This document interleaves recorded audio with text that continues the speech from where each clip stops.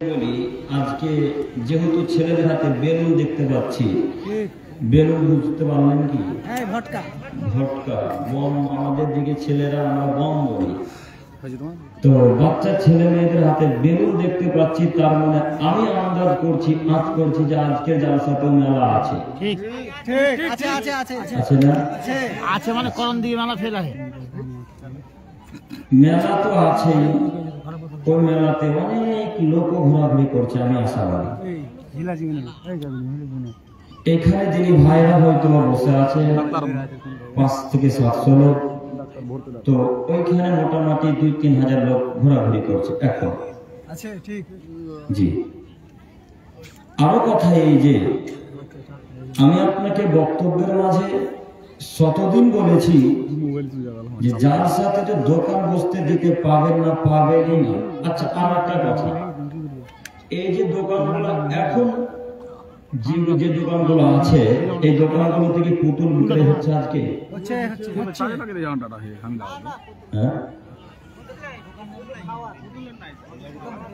শুধু ওই বাদাম বাদাম বাদাম মানে দেখুন নাকি ঝুড়ি জিলাপি। তো আচ্ছা, ঝুড়ি জিলাপির দোকান থাকলো, তাহলে এটা জায়েজ মনে হয়? হ্যাঁ, জায়েজ না? না না, জায়েজ। যদি জায়েজ না হলো তো বসলো কেন? ঠিক ঠিক কথা বুঝেননি? ঠিক ঠিক জি না, জায়েজ না। সম্মানিত মুরব্বী সাহেব, আমি আপনাকে কি দিয়ে যে বুঝাই, জালসা হবে শুধু লোক এখানেই থাকবে। আচ্ছা বলেন তো দেখি, আজকে যদি মেলাটা না বসতো, ঝুড়ি জিলাপি ফুচকা দোকান আশেপাশে দোকানে গ্রামগঞ্জে না থাকতো, যে ছেলে মেয়েগুলো এখন আপাতত ঘোরাঘুরি করছে, ওরা আজকে কোথায় বসে থাকতো বলেন তো দেখি? এই মঞ্চের সামনে, তাই না? আর যদিও ওরা বসতে না পারতো বা না বসে থাকতো, তাহলে হয়তো ওরা ঘরে থাকতো, আজকে জেনা করতো না। এখন উপস্থিত আপনার ছেলের মেয়ে জেনা করছে, দেখে আসেন যান। কথা বিশ্বাস হলো না? কথা বিশ্বাস হয়নি? মনে করেন এই চেয়ারে একটা ঝুড়িওয়ালা বসে আছে, তার পাশে আর একজন জিলাপি বিক্রয় করছে, তার পাশে আর একজন বাদাম বিক্রয় করছে, একা একা বিক্রয় করতে করতে লাইন লাইন চলে যাচ্ছে। তো এই ঝুড়ি জিলাপি যে লোকটা বিক্রয় করছে, এর কাছে ক্রয় করতে শুধু পুরুষ মানুষ আসছে না মহিলারা আসছে? মহিলারা আসছে। 100 সবাই বলছে আমাকে 500 দেন, আমাকে 250 দেন, আমাকে 700 দেন, 1 করে দেন, বলে না মনে হয়? বলছে কিনা? তো আপনার কন্যা যে 500-700 1 কিলো জিলাপি কিনতে গেছে, তো আরেকটা ছেলে যে আপনার কন্যাকে ধাক্কা মারতো, আপনার খারাপ লাগলো না? জি, আপনার কন্যাকে যে আবার ধাক্কা মারল একটা ছেলে ঝুড়ি জিলাপি কিনতে গিয়ে, একজন আরেকজনকে ধাক্কা মারে, এই জন্য ঝুড়ি জিলাপি যখন এত ভিড় হয়, তা আপনাকে খারাপ লাগলো না? আব্দুল করিম সাহেব, আমার মেয়ে ঝুড়ি জিলাপি খাবে, তো কি করবো, কিনতে যাবে না? জি, খাবে, কথা ঠিক। ফুচকাও খাবে, আপনার কনের কথাই ঠিক। ঝুড়িও খাবে, আপনার কনের কথা ঠিক। কিন্তু আপনার মেয়ে বাজারে যেতে পারবে না। আপনার মেয়ে যদি ঝুড়ি জিলাপি খেতে চাই, আপনার মেয়ে যদি ফুচকা খাওয়া লাগে, আপনার মেয়েকে যদি জিলাপি কিনে দিতে হয়, আপনি কিনে দিবেন আপনার কন্যা কেন বাজারে? আপনার কন্যা কেন বাজারে? এই উত্তর দিনাজপুর করণদিঘি থানার সব মানুষ কি হিজড়া হয়ে গেছে নাকি যে কন্যারা বাজারে যাবে?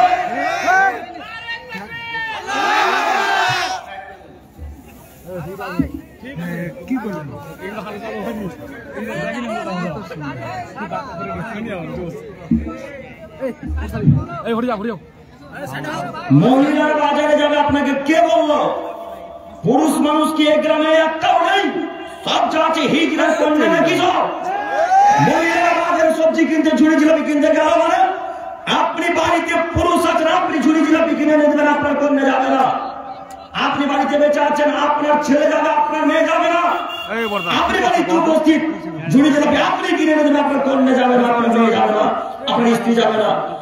আজকে এই গ্রামে এই করণদিঘি থানার যার সাথে যত কন্যা, যে সমস্ত বাপের মেয়েরা, যে সমস্ত স্বামীর স্ত্রীরা, মহিলারা বাজারে ঘোরাঘুরি করছে, এরা কেউ পুরুষ না, এরা সব কা পুরুষ, এরা সব কা পুরুষ, এরা সব কা পুরুষ। এর পুরুষত্ব নেই। যদি পুরুষত্ব থাকতো তাহলে আজকের মতো প্রোগ্রামে, আজকের মতো দিরিসভাতে মহিলারা বাজারে ঘোরাঘুরি করতে অর্থ নেই। পুরুষত্ব নেই যে আজকে বাজারে যেতে হয়েছে, পুরুষত্ব শরীরে নেই যে আজকে কন্যার ঝুড়ি ঝুড়ি কিনতে গেছে। আমি কি আমরা কি বাপটা কবর ঢুকেছি যে আমার কন্যা ঝুড়ি ঝুড়ি কিনতে হবে? যে করণদিঘিতে কোনো পুরুষ মানুষ বেঁচে নেই, সবাই বেঁচে আছে, কথা ঠিক। তো আপনার কন্যা বাজারে গেল কেন? আপনি কি করছিলেন? আপনাকে কিনে নিয়ে দিতে হবে তা আল্লাহ বলছেন। মহান আল্লাহ তাআলা বলেন, অকন্যা ত্রিমূর্তিপূর্ণ পৃথিবীর মানুষ তোমরা শোনো, তোমাদের নারীগণ, তোমাদের কন্যাগণ, তোমাদের স্ত্রীগণ বাড়িতেই থাকবে। জরুরি প্রয়োজন ছাড়া বাড়ি থেকে বের হবে না। জরুরি প্রয়োজন বলেন। এখন রাত্রি 10:51 বাজে, এখন রাত্রি 10:51 বাজে। এত রাত্রে আপনার স্ত্রীও ঝুড়ে ঝুড়ে কিনছে, বলেন আপনার স্ত্রী এত রাত্রে কি জরুরি কাজ আছে বলেন দেখি, কি কাজ আছে? আপনার স্ত্রী যেতে পারবে আব্দুল করিম সাহেব, একবারে কি বেরোতে পাবে না মহিলারা? পাবে, জরুরি প্রয়োজনে পাবে। জরুরি প্রয়োজন, জরুরি প্রয়োজন যদি না থাকে তাহলে আপনার কন্যা বের হবে না। কথা আল্লাহ বলছেন। সম্মানিত মুরব্বী সাহেব, সম্মানিত দিনী ভাই, সম্মানিত মা বাবা, আপনাদেরকে আমি অনুরোধ করে বলি, বাড়িতে বসবাস করেন, জরুরি প্রয়োজন ছাড়া বাড়ি থেকে বের হবেন না। জান্নাত হবে ইনশাআল্লাহ, জান্নাত হবে ইনশাআল্লাহ। একটা কথা বলি, বাড়িতে পুরুষ মানুষ নেই, জিলাপি খাওয়ার প্রয়োজন আছে। বাড়িতে ছেলে মানুষ নেই, ঝুড়ি খাওয়ার প্রয়োজন আছে। আব্দুল করিম সাহেব, এখন কি করবো? এখন আপনাকে পরামর্শ দিতে পারি। পাশের বাড়িতে তো পুরুষ মানুষ আছে, পাশের বাড়িতে বাচ্চা ছেলেরা নেই, ওই বাচ্চা ছেলেদেরকে বলতে হবে, ভাইয়া 250 ঝুড়ি কিনে এনে দাও, আমি খাবো ভাইয়া, আমার খুব মন করেছে খাওয়া। ওই ছোট ছেলেটা আপনার কন্যাকে, আপনার মাকে, আপনার স্ত্রীকে কিনে এনে দিলে এরপরও আপনার স্ত্রী যেতে পাবে না। যদিও যাই তো মুহাম্মদ সাল্লাল্লাহু আলাইহি ওয়াসাল্লাম বলে, যদি যাওয়াই লাগে তো বোরখা পরে, হাতের গ্লাভস পরে, মুখমণ্ডলকে ঢেকে তারপর বাড়ি থেকে বেরিয়ে জিনিসপত্র কিনবে। কথা বুঝতে পারেননি? যদি যেতে হয় তো কিভাবে যেতে পারবে বলেন দেখি একবার। বোরখা পরে, সুন্দর করে হাত মুখকে ঢেকে, তারপরে ঝুড়ি ঝুলাপি যা যা কিনবে কিনতে যাবে। এ কথা আল্লাহ নবী বলছেন, এ কথা আল্লাহ নিজে বলছেন। এখন আপনাকে বলি, আপনাদের যত কন্যা আজকে বাজারে আছে সবাই বোরখা পরে আছে নাকি? যে সব তো বেহায়ার মতো, নগ্নতা বেহায়ার মতো চলাচল করছে, জাহেলিয়াতের মতো বেহায়া নারীদের মতো এখন চলাচল করছে। এরপরে মুরব্বী সাহেব, আপনি তাহাজ্জুদ করেন, তাহাজ্জুদ দিয়ে মনে করছেন জান্নাত কিনবো। কেউ যখন আপনাকে শিক্ষণীয় কোনো কথা বলতে যাচ্ছে যে মুরব্বী সাহেব আপনার কন্যা এভাবে ঘোরাঘুরি করছে, আপনি নিষেধ করতে পারেন না কেন? আপনার কন্যার কথা যখন উঠে আসে তখন আপনি বলছেন, ছাড় তো, জান্নাত চলে যাবো কি যে করে। এরকম কথা আছে না? এই কথা যদি মুরব্বীদের ব্রেনে থাকে তো মুরব্বী সাহেবের উদ্দেশ্যে আমি বলতে চাইছি যে মুরব্বী সাহেব, আপনি একটু আমার দিকে খেয়াল করেন, কথা দিকে লক্ষ্য করেন। আপনার কন্যা বাজারে ঘুরবে, রাস্তাতে যাবে, আর আপনি যদি বাধা না দেন তাহলে তাহাজ্জুদ, পাঁচ ওয়াক্ত সালাত আর অন্যান্য ইবাদত কোনো কাজে আসবে না। আজ থেকে মুহাম্মদ সাল্লাল্লাহু আলাইহি সাল্লাম 1450 বছর পূর্বে মক্কার মরুভূমিতে হাদিস বলেছেন। আজও এই হাদিস গ্রন্থে পড়ে আছে, আল্লাহ বলছেন 3 শ্রেণীর মানুষ জান্নাতে যাবে না, 3 শ্রেণীর মানুষ জান্নাতে যাবে না। তার এক শ্রেণীর মানুষ আদ-দায়ুস আল্লাযী ইউকিরু ফি আহলিহিল খাবাত, বাড়িতে যারা বেহায়া করার সুযোগ দেয় তারা জান্নাতে যাবে না। দায়ুস কি ভাই বুঝতে পারলাম না। আব্দুল করিম ভাই, দায়ুস কি জিনিস একটু বুঝিয়ে বলবেন কি? জি, বুঝিয়ে বলার জন্য কলম দিতে এসেছি। একটা আমার দিকে তাকান। দায়ুস মানে আপনার কন্যাকে মাধ্যমিক দিতে গেছে, জানেন? আপনার কন্যা মাধ্যমিক পরীক্ষা দিতে গেছে, তো একটা টাইট ফিটিং হয় কি পাইবে সম্ভবগুলো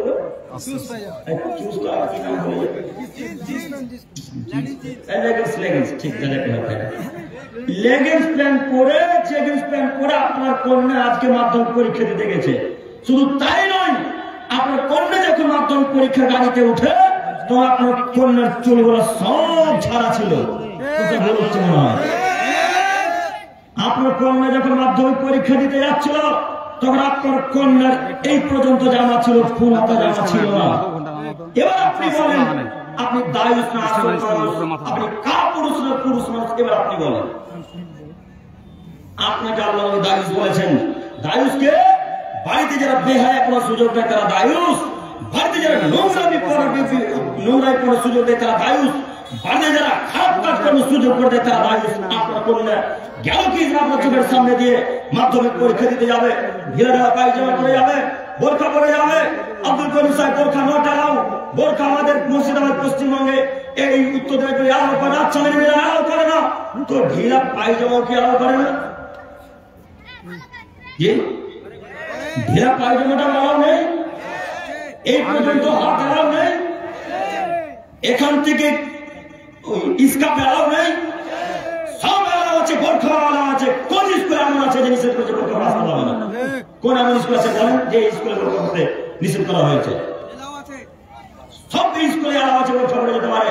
এরপর আপনার কোন আপনার চোখের সামনে দিয়ে ধমধম ধমধম করতে করতে জিন্সের প্যান্ট পরে জিন্সের প্যান্ট পরে চলে গেল, আপনি কাপ পুরুষ চেনে বসে আছেন, কিছু বলতে পারবেন না।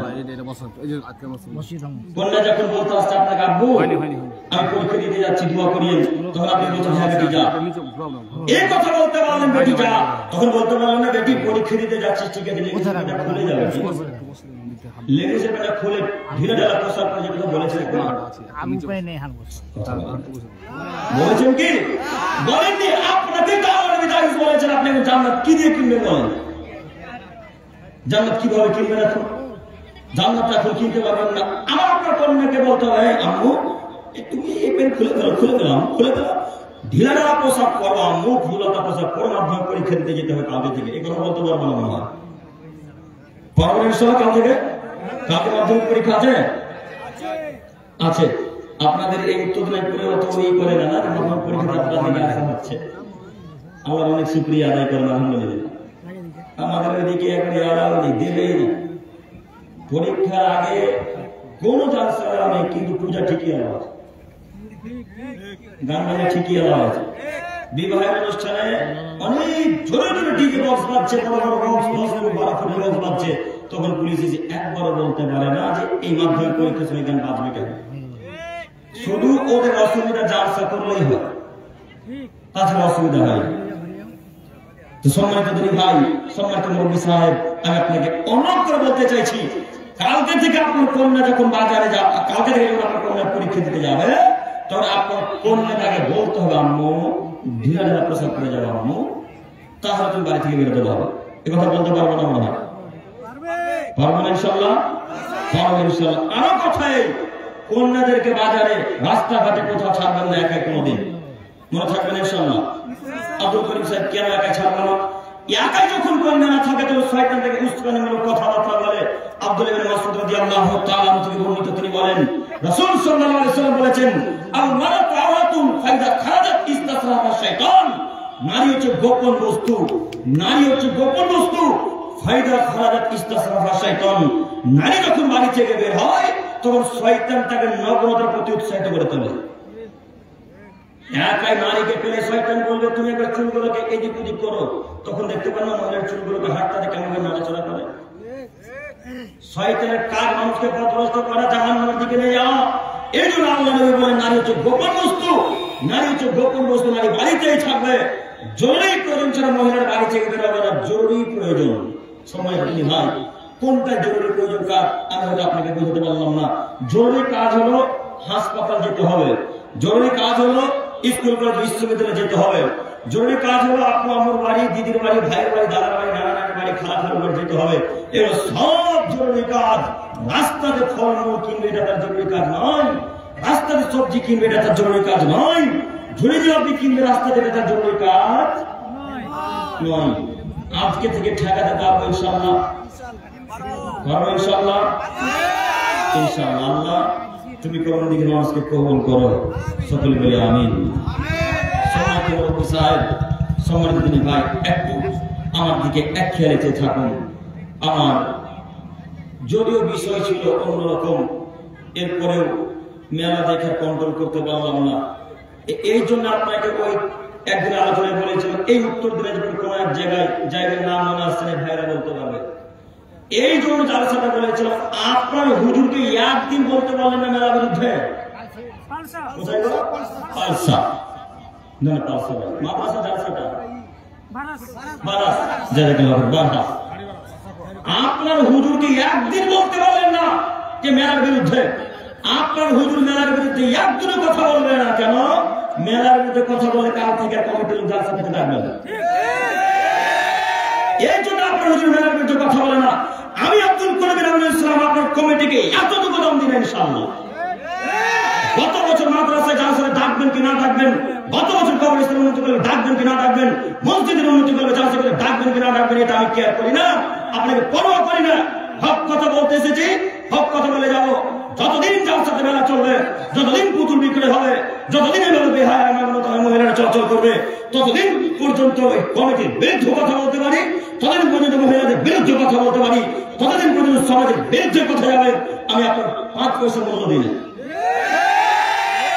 আপনার হুজুরকে বলতে বলেন, আপনার হুজুর ঠিকই এসে অন্যান্য ভাষায় বক্তব্য রাখতে পারে, ঠিকই হালাল হারামের কথা বলতে পারে, ঠিকই শিরক বিদআতের কথা বলতে পারে, ঠিক অন্যান্য বক্তব্য রাখতে পারে, কিন্তু আপনার হুজুর একদমই নিষেধ অসৎকার নিষেধ করলো না, একদিনের বিরুদ্ধে করলো না। কেন? জালসা মেলা বসবে কেন? একদিন হুজুর বলেনি, বলবে কিভাবে? ক্ষমতা নেই, যে ভয় আছে যে অন্তরে। আজকে বলবে কাল থেকে যারা এই দক্ষিণ উত্তর দিনের মতো ডাকবে দিলে, এই ভয় আছে অন্তরে। শুনুন, একটা কথা মনে রাখবেন, যত বক্তা সাহেব থাকুন, যত আলেম থাকুন এবং যত দিনী ভাইরা থাকুন না কেন, সবার উদ্দেশ্যে একটা কথা, রিজিক কোথা থেকে লিখা হয়? ভাগ্য কোথায় লিখা হয়েছে? কত বছর আগে ভাগ্য লিখা হয়েছে বলুন দেখি? পৃথিবী সৃষ্টির 50,000 বছর আগে ভাগ্য লিখা হয়েছে। পৃথিবী সৃষ্টির 50,000 বছর আগে ভাগ্য লিখা হয়েছে। ওই দিন যদি লেখা থাকে আব্দুল করিম উত্তর দিনাজপুরে জালসায় আসবে, তো কোনো মায়ের বেড়া ঠেকাতে পারবে না। বুঝতে পারলেন? সেই দিন যদি লেখা থাকে যে আব্দুল করিম যত কঠিনভাবে বক্তব্য রাখুক, যত কড়াভাবে বক্তব্য রাখুক মেলার বিরুদ্ধে, সেদিন যদি আল্লাহ লিখে দেয় যে এর পরে আব্দুল করিম ওখানে জালসাতে যাবে, কোন মায়ের বেড়া বিরুদ্ধে ঠেকাতে কত আলেম ওলামা কেমন কত বক্তা আব্দুল করিমকে ঠেকার চেষ্টা করলো, কে ঠেকাতে পারবে? কতজন গালি দিচ্ছে 5 সালে বসে, কে ঠেকিয়েছে? কতজন আব্দুল করিমকে এখনো গালি দেয়? বক্তা বলে না, যে মানুষ বলেন না এখনো গালি দেয়। এখন আব্দুল করিম দুর্নাম করে কোন ব্যাটা ঠেকাতে পেরেছে বলেন? আব্দুল করিমকে ঠেকাতে হলে আল্লাহকে বলতে হবে। আব্দুল করিমকে বসতে দিতে হলে কাকে বলতে হবে বলেন দেখি? আল্লাহকে বলতে হবে, আল্লাহ আব্দুল করিম যেন জালসা করতে না পারে তুমি কবুল করো। আল্লাহ আব্দুল করিম যেন জালসা করতে না পারে তুমি কবুল করো। আল্লাহ আব্দুল করিমকে যেন কেউ না ডাকে তুমি কবুল করো। এই দোয়া কার কাছে কবুল করতে হবে? আল্লাহর কাছে। এই দোয়া যদি আল্লাহ কবুল করে নাই, বক্তা সাহেব আপনি শুনুন, কোন মায়ের বেটাকে ভাঙাতে হবে না, আব্দুল করিমকে রাখিয়েন না। বুঝতে পারলেন? কোন মায়ের বেটাকে বলতে হবে যে আব্দুল করিমকে ডাকিয়েন না। আপনি ফোনে ফোনে বলছেন আব্দুল করিমকে কেন ডেকেছেন? বলেছি কিছু করতে হলে কাকে বলতে হবে? কসম, আল্লাহর কসম, যখন স্টেজ আছি তখন এক আম্মাকে ফোন করে বলি আম্মু স্টেজে যাচ্ছি, দোয়া করিয়ে। দোয়া ওখানে কবুল করাতে হবে, ওখানে বলতে হবে আল্লাহকে। আল্লাহকে বলি আল্লাহ তুমি ইখলাসের সাথে তুমি আমাদেরকে কবুল করো, এই ভয় দিন রাত দোয়া করি, দিন রাত 75 সালাতে দোয়া করে আল্লাহ তুমি কবুল করে নাও। আল্লাহ কবুল করবে, কোনো বক্তা, কোনো মানুষ, কোনো নেতা, কোনো নেত্রী, কোনো মন্ত্রী, কোনো মায়ের বেড়া ঠেকাতে পারবে না ইনশাআল্লাহ। বুখারী মুসলিম কোন মাজিদের আয়াত আল্লাহ বলছেন পৃথিবী সৃষ্টির 50,000 বছর পরে মানুষের ভাগ্য লিখা হয়েছে। পৃথিবী সৃষ্টির 50,000 বছর পরে মানুষের ভাগ্য লিখা হয়েছে। সেদিন যদি ভাগ্য লিখে থেকে আব্দুল করিম এখানে আসবে, আর এখানে আসবে ইনশাআল্লাহ। কথা বুঝলেন? ভাগ্যকে এইভাবে বিশ্বাস করি, ভাগ্যকে এইভাবে বিশ্বাস করি। কেউ যদি তাকদীরকে অস্বীকার করে তাহলে সে কাফের। এটা আপনাদের নতুন ফতোয়া নয়, জানেন সবাই। কেউ যদি তাকদীরকে অস্বীকার করে, কেউ যদি ভাগ্যকে অস্বীকার করে তাহলে সে কাফের। এ কথা জানেন না? কেউ যদি তাকদীরকে অস্বীকার করে তাহলে সে কাফের। এ কথা ঠিক, তাকদীরকে বিশ্বাস করতে হবে।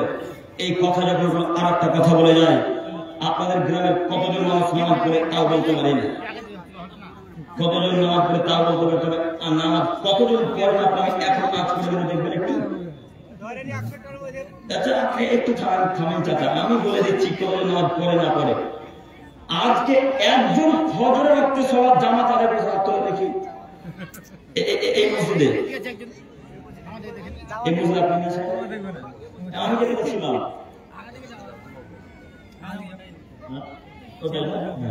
কজন মুসলিম হয়েছিল আজকে?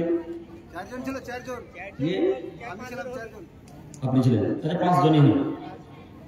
আচ্ছা আপনি এই গ্রামের সর্দার কেসিয়ার কোনো কথা নেই। আচ্ছা এই গ্রামের বাড়ি কোটা আছে ওই জন্য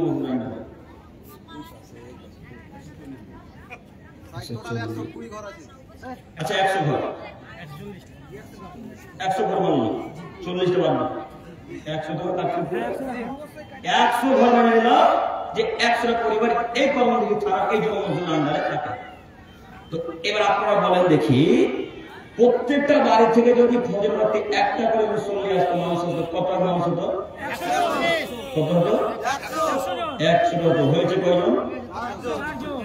5 থেকে 7 জন, 10 জন। এবার আমি আপনাকে বলি, আমি আজ করতে পারবো না কতজন মুসল্লি নামাজ পড়ে। এখন আপনি যদি বলেন মাগরিবের সবাই 70 জন হয়েছিল, তো সবাই যে মুনাফিক। এখন যদি কেউ বলে জোহরের সময় 80 জন মানুষ এখন, তাহলে তারা সবাই যে মুনাফিক রাসূলের বাণীতে, বুঝেননি মনে হয়? রাসূলের বাণীতে সবাই যে মুনাফিক, বুখারী মুসলিম দেখবেন আপনি একটু হাদিস একটু দেখাই। আবু হুরায়রা রাদিয়াল্লাহু তাআলা বলেন, রাসূল সাল্লাল্লাহু আলাইহি ওয়াসাল্লাম বলেছেন, লাইসা সালাতুন আসকাল আলাল মুনাফিকিনা মিনাল ফাজর ওয়াল ইশা ওয়া ইয়ালামুনা মা ফি মালাকাহুম আলা হাওয়া। আদমের ছেলে শোনো, মুনাফিকদের কাছে সবথেকে ভারী সালাত হচ্ছে ফজরের সালাত আর ইশার সালাত। মুনাফিকদের কাছে সবথেকে ভারী সালাত হচ্ছে ফজরের সালাত আর ইশার সালাত। মুনাফিকদের কাছে সবথেকে ভারী সালাত হচ্ছে ফজরের সালাত আর ইশার সালাত। ওয়া ইয়ালামুনা মা ফি মালাকাহুম আলা হাওয়া। যদি মুনাফিকরা জানতো ফজরের নামাজ আর ইশার নামাজে কত নেকি আছে, তাহলে মুনাফিকরা হামাগুড়ি ধরে মসজিদে আসতো। বুখারী মুসলিম। এবার আপনি বলেন কতজন মুসল্লি এই করণদিঘিতে নামাজ পড়ে? এর মানে করণদিঘির প্রায় মানুষই সালাত আদায় করে না। এর মানে করণদিঘি থানার প্রায় মানুষই নামাজ পড়ে না। এই যুব মসজিদের আন্ডারে প্রায় মানুষই নামাজ পড়ে না। নামাজ যদি পড়তে চাই, কেউ যদি বলে যে আমি পড়ি, তাহলে থেকে ফজর রক্তে উপস্থিত হতে হবে, তাহলে নামাজি বলতে হবে। ফজর রক্তে উপস্থিত হতে পারে যে তাই মুসলিম, ফজর রক্তে নামাজ পড়ে যে তাই মুসল্লি, এ কথা মাথায় রাখবেন। কথা এইখানে এতদূর পর্যন্ত এই জন্য নিয়ে আসলাম, আপনার কথা হুজুরকে বলতে এসেছি। একটু এখানে আপনার ইমাম সাহেবকে একটা কথা বলি, এখানে সারা পৃথিবীর ইমামদেরকে উদ্দেশ্য করে একটা কথা বলছি। ও ইমাম সাহেব, ও হুজুর সাহেব, আপনাদেরকে বলি, এই যে ফজর রক্তে 4 থেকে 5 জন মুসল্লি, মেনে নিলাম 10 জন মুসল্লি, আপনি জুমার খুতবায় উঠে বলতে পারলেন না, জুমার খুতবা মেম্বার উঠে বলতে পারলেন না, যারা 5 ওয়াক্ত সালাত আদায় করে না তাদের জানাজায় উপস্থিত হবে না, যারা 5 ওয়াক্ত সালাত আদায় করে না তাদের জানাজায় উপস্থিত হবে না, যারা 5 ওয়াক্ত সালাত আদায় করে না তাদের জানাজায় উপস্থিত হবে না। এই বক্তব্য জুমার খুতবা মেম্বার উঠে বলতে পারলেন না কেন? অন্তরে ভয় আছে নাকি? অন্তরে ভয় আছে নাকি? অন্তরে ভয় ভীতি থাকবে না যার, সেই জাতির উপকার করতে পারবে। অন্তরে ভয় ভীতি থাকবে না যার, সেই জাতির উপকার করতে পারবে। অন্তরে যদি ভয় থেকে জাতির উপকার করতে পারবেন না, আপনি বলেন জুমার খুতবায় মেম্বারে উঠে 5 ওয়াক্ত যারা নামাজ পড়ে না, 5 ওয়াক্ত যারা সালাত আদায় করে না, এদের জানাজায় উপস্থিত হবে না, এদের জানাজায় উপস্থিত হবে না। আমাকে রাখতে হলে মসজিদ রাখুন, না রাখতে হলে না রাখুন। মাথা বিক্রি করে সমাজে চাকরি করতে হবে না, আসেনি। মাথা বিক্রি করে সমাজে চাকরি করতে আসেনি। আমি বেনামাজি জানাজা পড়াবো কেন? আমি বেনামাজি জানাজা পড়াবো কেন? বেনামাজি তো কাফের, বেনামাজি তো কাফের, বেনামাজি কাফের। যারা ফজর ওয়াক্তে সালাত আদায় করে না, ইশার সালাত আদায় করে না, 3 ওয়াক্তে সালাত আদায় করে, তারা কাফের। যারা 1 ওয়াক্ত সালাত ইচ্ছে মতো ছেড়ে দেয়, তারা কাফের। এই মুসল্লি নামাজ আপনি পড়বেন মানে অন্তরে ভয় ভীতি থাকবে না যার, সেই জাতির উপকার করতে পারে। অন্তরে ভয় ভীতি থাকবে না যার, সেই জাতির উপকার করতে পারে। ইমাম সাহেব, আপনাদের আমি দৃষ্টি আকর্ষণ করে বলতে চাইছি, জুমার খুতবা মেম্বার উঠে বলেন যে যারা 5 ওয়াক্ত সালাত আদায় করে তাদের জানাজায় উপস্থিত হবে না, এই বক্তব্য পেশ করেন। দেখি আপনি পেশ করতে পারছেন কিনা। যদি পেশ করতে পারেন, 24 ঘন্টার মধ্যে গ্রামের যত মুসল্লি আছে, মানুষ আছে, সবাই নামাজ পড়তে আসবে ইনশাআল্লাহ। এখন যদি আপনি মনে করেন যে এই বক্তব্য রাখলে আমাকে মসজিদ থেকে তাড়িয়ে দেবে, তাহলে আপনি ভাগ্যকে অস্বীকার করলেন। কথা বুঝতে পারেন না? এখন যদি আপনি বলেন এই বক্তব্য রাখলে মসজিদ থেকে তাড়িয়ে দিলে, আপনি কি অস্বীকার করলেন? ভাগ্য অস্বীকার করলেন। কেন? তাকদীর কত বছর আগে লেখা হয়েছে? পৃথিবী সৃষ্টির 50,000 বছর আগে ভাগ্য লেখা হয়েছে। সেই দিন যদি লেখা থাকে করণদিঘি থানার মসজিদে, জুমা মসজিদে এই বক্তব্য দেওয়ার পরেও ওখানে ইমামতি করবেন, তাহলে কোন মসজিদের সরকার সভাপতি কেসের কেউ তাকে হটাতে পারবে না। আপনি তাকদীরকে যদি অস্বীকার করেন তাহলে আপনি মুসলমান থাকবেন না। আপনাকে বলতে চাইছি, বক্তব্য রাখেন না, দেখি মসজিদে মুসল্লি হয় কিনা। 24 ঘন্টার মধ্যে দেখবেন মসজিদে মুসল্লি আটানে জায়গা দিতে পারবেন না ইনশাআল্লাহ। আমরা কজন বক্তব্য রাখতে পারি? এভাবে কেউ রাখতে পারি না। আমাদের বড় ভয় বক্তব্য রাখতে। এই বক্তব্য রাখলে ইমাম সাহেবকে তো মসজিদে তারাবে মমতা খালার 3000 টাকাটাও কেটে দেবে। আর এরা এত বদ মানুষ, যারা দায়িত্ব আছে, বিশেষ করে শুধু করণদিঘি মানুষকে বলি না, আমরা মনে করি না করণদিঘি মানুষকে বলতে কোনদিন কোন মানুষের নামে বক্তব্য রাখি হিসেবে রাখবো না। এতক্ষণ এক বছর বলেছি করণদিঘির মানুষের নাম একবার বলে ইনশাআল্লাহ বলবো না। এবার আপনাকে বলি, যারা দায়িত্ব আছে না, এত বদ, এরা এত বদের বদ, যদি বক্তব্য এইভাবে যায় আর মসজিদ থেকে যদি তাড়িয়ে দেয় তো ইমাম হাতে টাকা কেটে দেবে। কারণ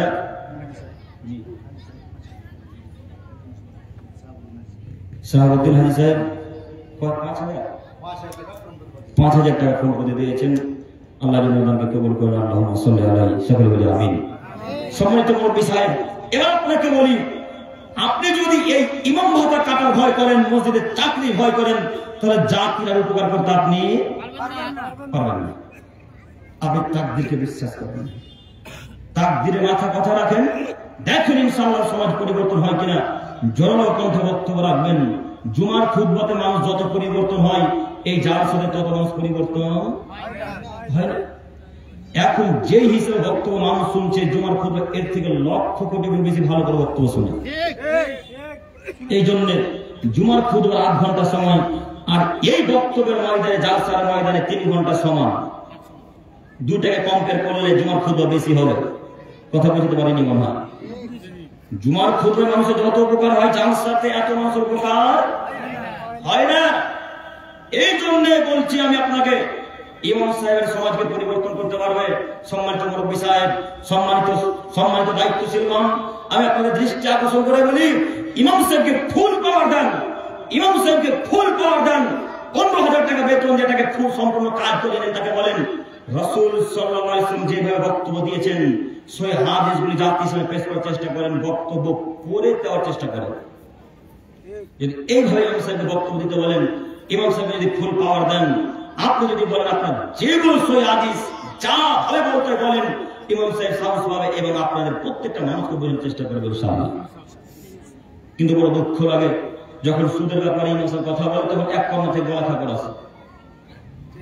যে যখন বিড়ির ব্যাপারে বক্তব্য রাখে ইমাম সাহেব, তখন ওই কর্ণ থেকে গলা খাবার আছে।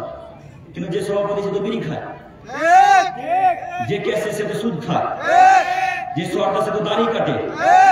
এই কথা বলতে গেলে তখন গলা খাবার দিয়ে ইমাম সাহেব মুখকে চুপ করে দিয়ে ইমাম সাহেব তখন শুধু সাহাবীদের ঘটনা, শুধু নবীদের ঘটনা, শুধু সাহাবীদের ঘটনা, শুধু নবীদের ঘটনা, আর কিছু জানেই না।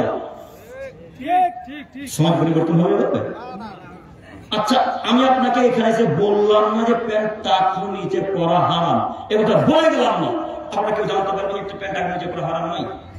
কেউ জানতে পারবেন? আমি এখানে আলোচনা করলাম না যে দাড়ি কাটা হারাম, দাড়ি কাটতে পারবেন না, করলাম না। আপনারা কিছু জানতে পারলেন? তো ইমাম সাহেব যদি সমাজে নাই বলে, নাই বলতে দেন, তাহলে আপনারা কিভাবে জানবেন বলেন? প্রতিদিন তো ইউসুফ জুলেখার কাহিনী শুনছেন জমার খুতবা।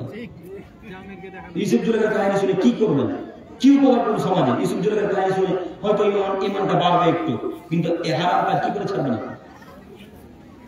কথা মনে বুঝতে পারেন না? সম্মানিত মুরব্বী সাহেব, সম্মানিত দায়িত্বশীল মান, আমি আপনাদের দৃষ্টি আকর্ষণ করে বলছি, আপনি দায়িত্বে যদি থাকতে চান, তাহলে 5 ওয়াক্ত সালাত তো আপনাকে আদায় করা লাগবেই। 5 ওয়াক্ত সালাত আপনাকে আদায় করতে হবেই। পাশাপাশি বিড়ি, গুল, গুটখা, গাঁজা, হিরোইন, ইয়াবা, তিরঙ্গা, জর্দা, সিগারেট, ফেন্সিডেল, এই যাবতীয় যত হারাম খাদ্য আছে সবগুলিকে লাথি মেরে ফেলে দিতে হবে। পারবেন না ইনশাআল্লাহ? ইনশাআল্লাহ। ইনশাআল্লাহ করতেই হবে, করতেই হবে, নইলে আপনি পরকালে রেহাই পাবেন না। কেন? আনাস ইবনে মালিক রাদিয়াল্লাহু তাআলা থেকে বর্ণিত, তিনি বলেন রাসূল সাল্লাল্লাহু আলাইহি ওয়াসাল্লাম বলেছেন, আলা কুল্লু কুরাইন, পৃথিবীর মানুষ শোনো, প্রত্যেকটা মানুষ প্রত্যেকের জন্য দায়িত্বশীল। অকুল্লুকুম মাসউলিন আন রায়াতিহি, এবং প্রত্যেকটা আদমের ছেলেদেরকে তার দায়িত্ব সম্পর্কে জিজ্ঞাসা করা হবে। এবার আপনি বলুন, যারা সরদার, যারা ক্যাশিয়ার, যারা সভাপতি, যারা গ্রাম্য মোড়ল, এই যাবতীয় যে যে দায়িত্বে আছে, এরা সবাই একজন আরেকজনের দায়িত্বশীল, তাই না? হাদিস কিন্তু সহিহ মুসলিম ও মিসকাত, আপনি যদি দেখতে চান আমি দেখার জন্য প্রস্তুত আছি। আপনাকে বলছি, এই হাদিসকে সামনে রেখে এবার আপনাদেরকে অনুরোধ করে বলতে চাইছি, সেদিন যদি আল্লাহ বলেন, ও সরদার সাহেব, ও ক্যাশিয়ার সাহেব, ও সভাপতি সাহেব, আপনি এই দায়িত্বে ছিলেন, এই দায়িত্বে থাকার পরেও মানুষ কেন হারাম কাজে লিপ্ত হয়েছে, এই প্রশ্ন যদি আল্লাহ করে বসেন, তখন কি উত্তর দেবেন? আমি দোয়া করি আল্লাহ আমাদেরকে প্রশ্ন না করুক, সকল বলি আমিন। দোয়া করি আল্লাহ আমাদের প্রশ্ন না করুক, সকল বলি আমিন। আল্লাহ যদি প্রশ্ন করে, তাহলে কোন মানুষ আর জান্নাত যেতে পারবে না।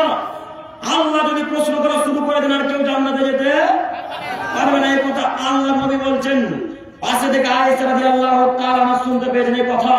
পাশে থেকে আয়েশা রাদিয়াল্লাহু তাআলা আনহা শুনে আল্লাহ নবী বলছেন, আয়েশা কথা আল্লাহু তাআলা, আল্লাহ নবী কি বলছেন? আল্লাহ কি কথা বলেননি?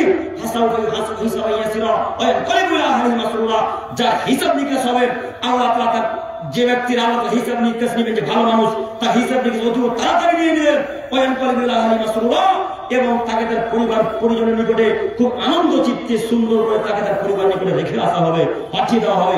এই কথাটা আল্লাহ বলেননি? আল্লাহ তো এই কথা কোরআন আয়াতের মধ্যে বলেছেন। আল্লাহ নবী, তাহলে আপনি কেন বলছেন যে লোকটা হিসাব না হবে, ওই লোকটা সুনিশ্চিত ধ্বংস হবে, ওই লোকটা অধারিত ধ্বংস হবে? তখন আল্লাহ নবী সাল্লাল্লাহু আলাইহি ওয়াসাল্লাম আয়েশা রাদিয়াল্লাহু তাআলা আনহাকে বলছেন, আয়েশা শোনো, হিসাব হবে মানে শুধু আল্লাহ বান্দাকে তার হিসাব দেখাবে। এটা শুধুমাত্র পেশ করা হবে মাত্র, শুধু দেখানো হবে মাত্র, আল্লাহ জিজ্ঞাসা করবেন না। যদি আল্লাহ জিজ্ঞাসা করেন কোন আদমের ছেলে মেয়েকে, আয়েশা শোনো, ইল্লা উদ্দিব, তাহলে সে আযাবে নিপতিত হবেই, তাহলে সে আযাবে ধ্বংস হবেই, তাকে আযাবের মধ্যে নিক্ষেপ করা হবে, অর্থাৎ জাহান্নামে ফেলা হবে। হাদিস সহিহ মুসলিম ও মিসকাত। এই কথা মুহাম্মদ সাল্লাল্লাহু আলাইহি ওয়াসাল্লাম বলেছেন। অতএব আল্লাহ যদি আপনাকে সেদিন কিয়ামতের মধ্যে যদি জিজ্ঞাসা করেন, সেদিন কি প্রশ্নের উত্তর দিবেন? এই জন্য আপনাকে বলেছিলাম, দায়িত্বে যদি থাকতে হয়, তাহলে আপনাকে হারাম করা থেকে বিরত থাকতে হবে, নইলে আপনি জিন্দেগিতে কখনো পরিবর্তন করতে পারবেন না। সমাজ জিন্দেগিতে কখনো নয়। একদিন আলোচনাতে বলেছিলাম, আমাদের হেড শিক্ষক বলতেন, বিশেষ করে আমাদের শিক্ষকদেরকে উদ্দেশ্য করে, অন্যান্য যারা শিক্ষক ছিলেন তাদেরকে উদ্দেশ্য করে বলতেন যে, শুনুন শিক্ষক মহাশয়, আপনারা ঠিক থাকবেন, আপনারা যদি ঠিক থাকেন তাহলে ছাত্ররা ঠিক থাকবে, আপনারা ঠিক থাকবেন তাহলে ছাত্ররা ঠিক থাকবে। এই বক্তব্য রাখতে রাখতে মাঝে মাঝে তিনি তারানাতে আমাদের উপদেশ দিতেন। আপনারা তারানা বুঝলেন কি?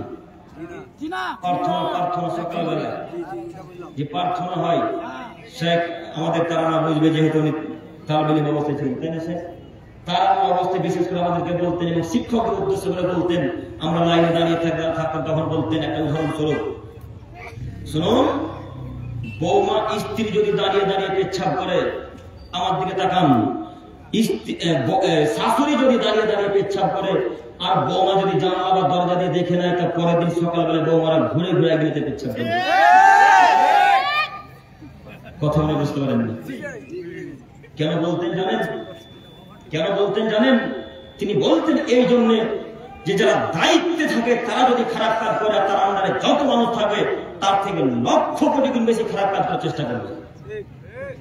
এই জন্য আমাদের শিক্ষককে বলতেন, আপনি যদি আজকে গুণ মাজেন, আপনি যদি আজকে গুণ দেন, আমাদের হেড শিক্ষক অতীব ইমানদার, এখনো বেঁচে আছেন, আল্লাহ আমার নেখায় দান করুক, সকল বলে আমিন।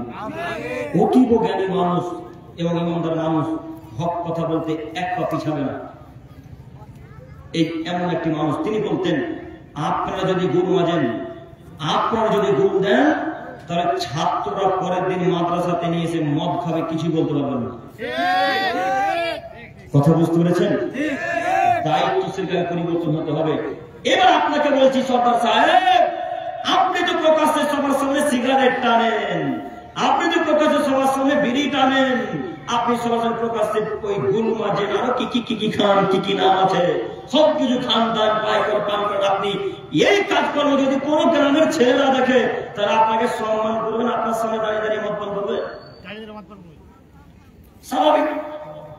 আপনি সম্মান করতে শিখলেন না, আপনাকে তারা সম্মান করবে না। তাই আপনাকে অনুরোধ করে বলি সরকার সাহেবকে, সে সাহেব যে আসল না পরিবর্তন হই, আর ইমামদেরকে আমরা ফুল পাওয়ার দিয়ে বলি, ইমাম সাহেব আপনার যা বাবাকে হাদিস করেন যেটা সহি, সেই মোতাবেক আপনি আলোচনা করে যান। বলতে পারবেন ইনশাআল্লাহ থেকে?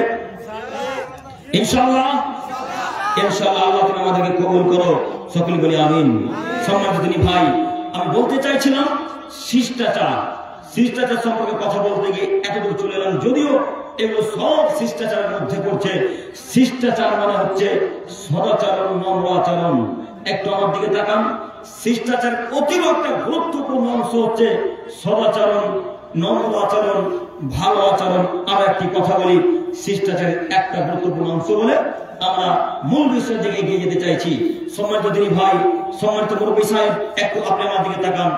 শিষ্টাচার, আপনার ছেলে যখন বাড়ি থেকে বের হবে, আপনার কন্যা যখন বাড়ি থেকে বের হবে, তখন তাদের প্রতি নজর রাখা আপনার কাজ, আপনি বাড়ির গার্জেন।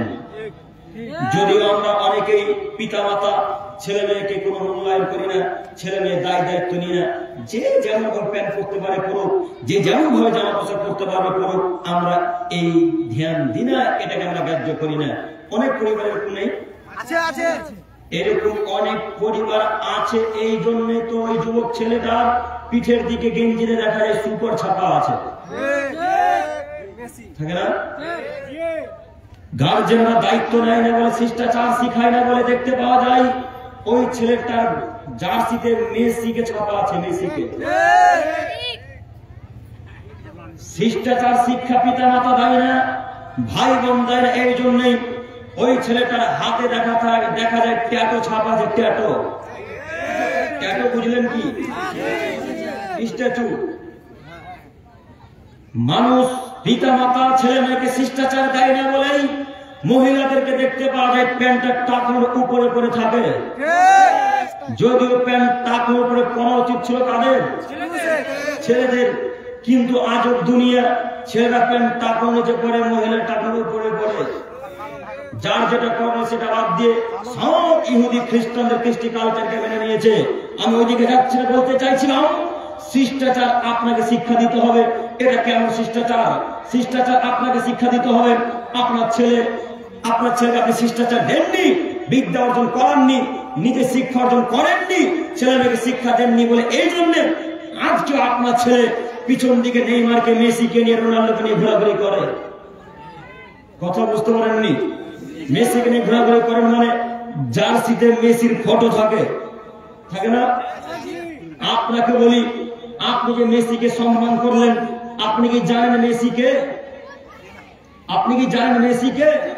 আপনাকে বলি, ওই ইসরায়েল নোংরা ইহুদি জাতি, ওই ইসরায়েল নোংরা ইহুদি জাতির পতাকা, ওই নোংরা ইসরায়েল ইহুদি জাতির জার্সি আপনার ছেলে পিঠে করে ঘুরে নেওয়া যায়। আপনি বুঝেন না ইসরায়েল কারা? আপনি বুঝেন না ইহুদি কারা? আপনি বুঝেন না খ্রিস্টানরা কে?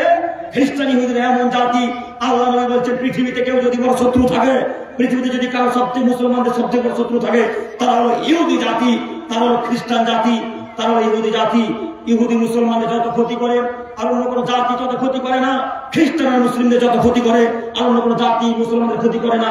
একটু এখানে আপনাকে আমি অনুসরণ করতে চাচ্ছি শিষ্টাচার। আপনার ছেলে ওই গেঞ্জিতে মেসিকে নিয়ে ঘুরে বেড়াচ্ছে, ওটা ইহুদি। এখানে আপনাকে কথা বলি, আপনার ছেলে ইহুদি, মেসিকে, নেইমারকে, রোনাল্ডো আর ইত্যাদি ইত্যাদি অনেক মানুষ আছে, অনেক প্লেয়ার আছে, নাম বলতে পারি না, এদেরকে নিয়ে পিঠে ঘোরাঘুরি করে, এদেরকে নিয়ে সম্মান করে, এদেরকে নিয়ে বুকে করে ঘোরাঘুরি করে, এদেরকে আপনার ছেলে পিঠে বুকে করে নিয়ে ঘোরাঘুরি করে।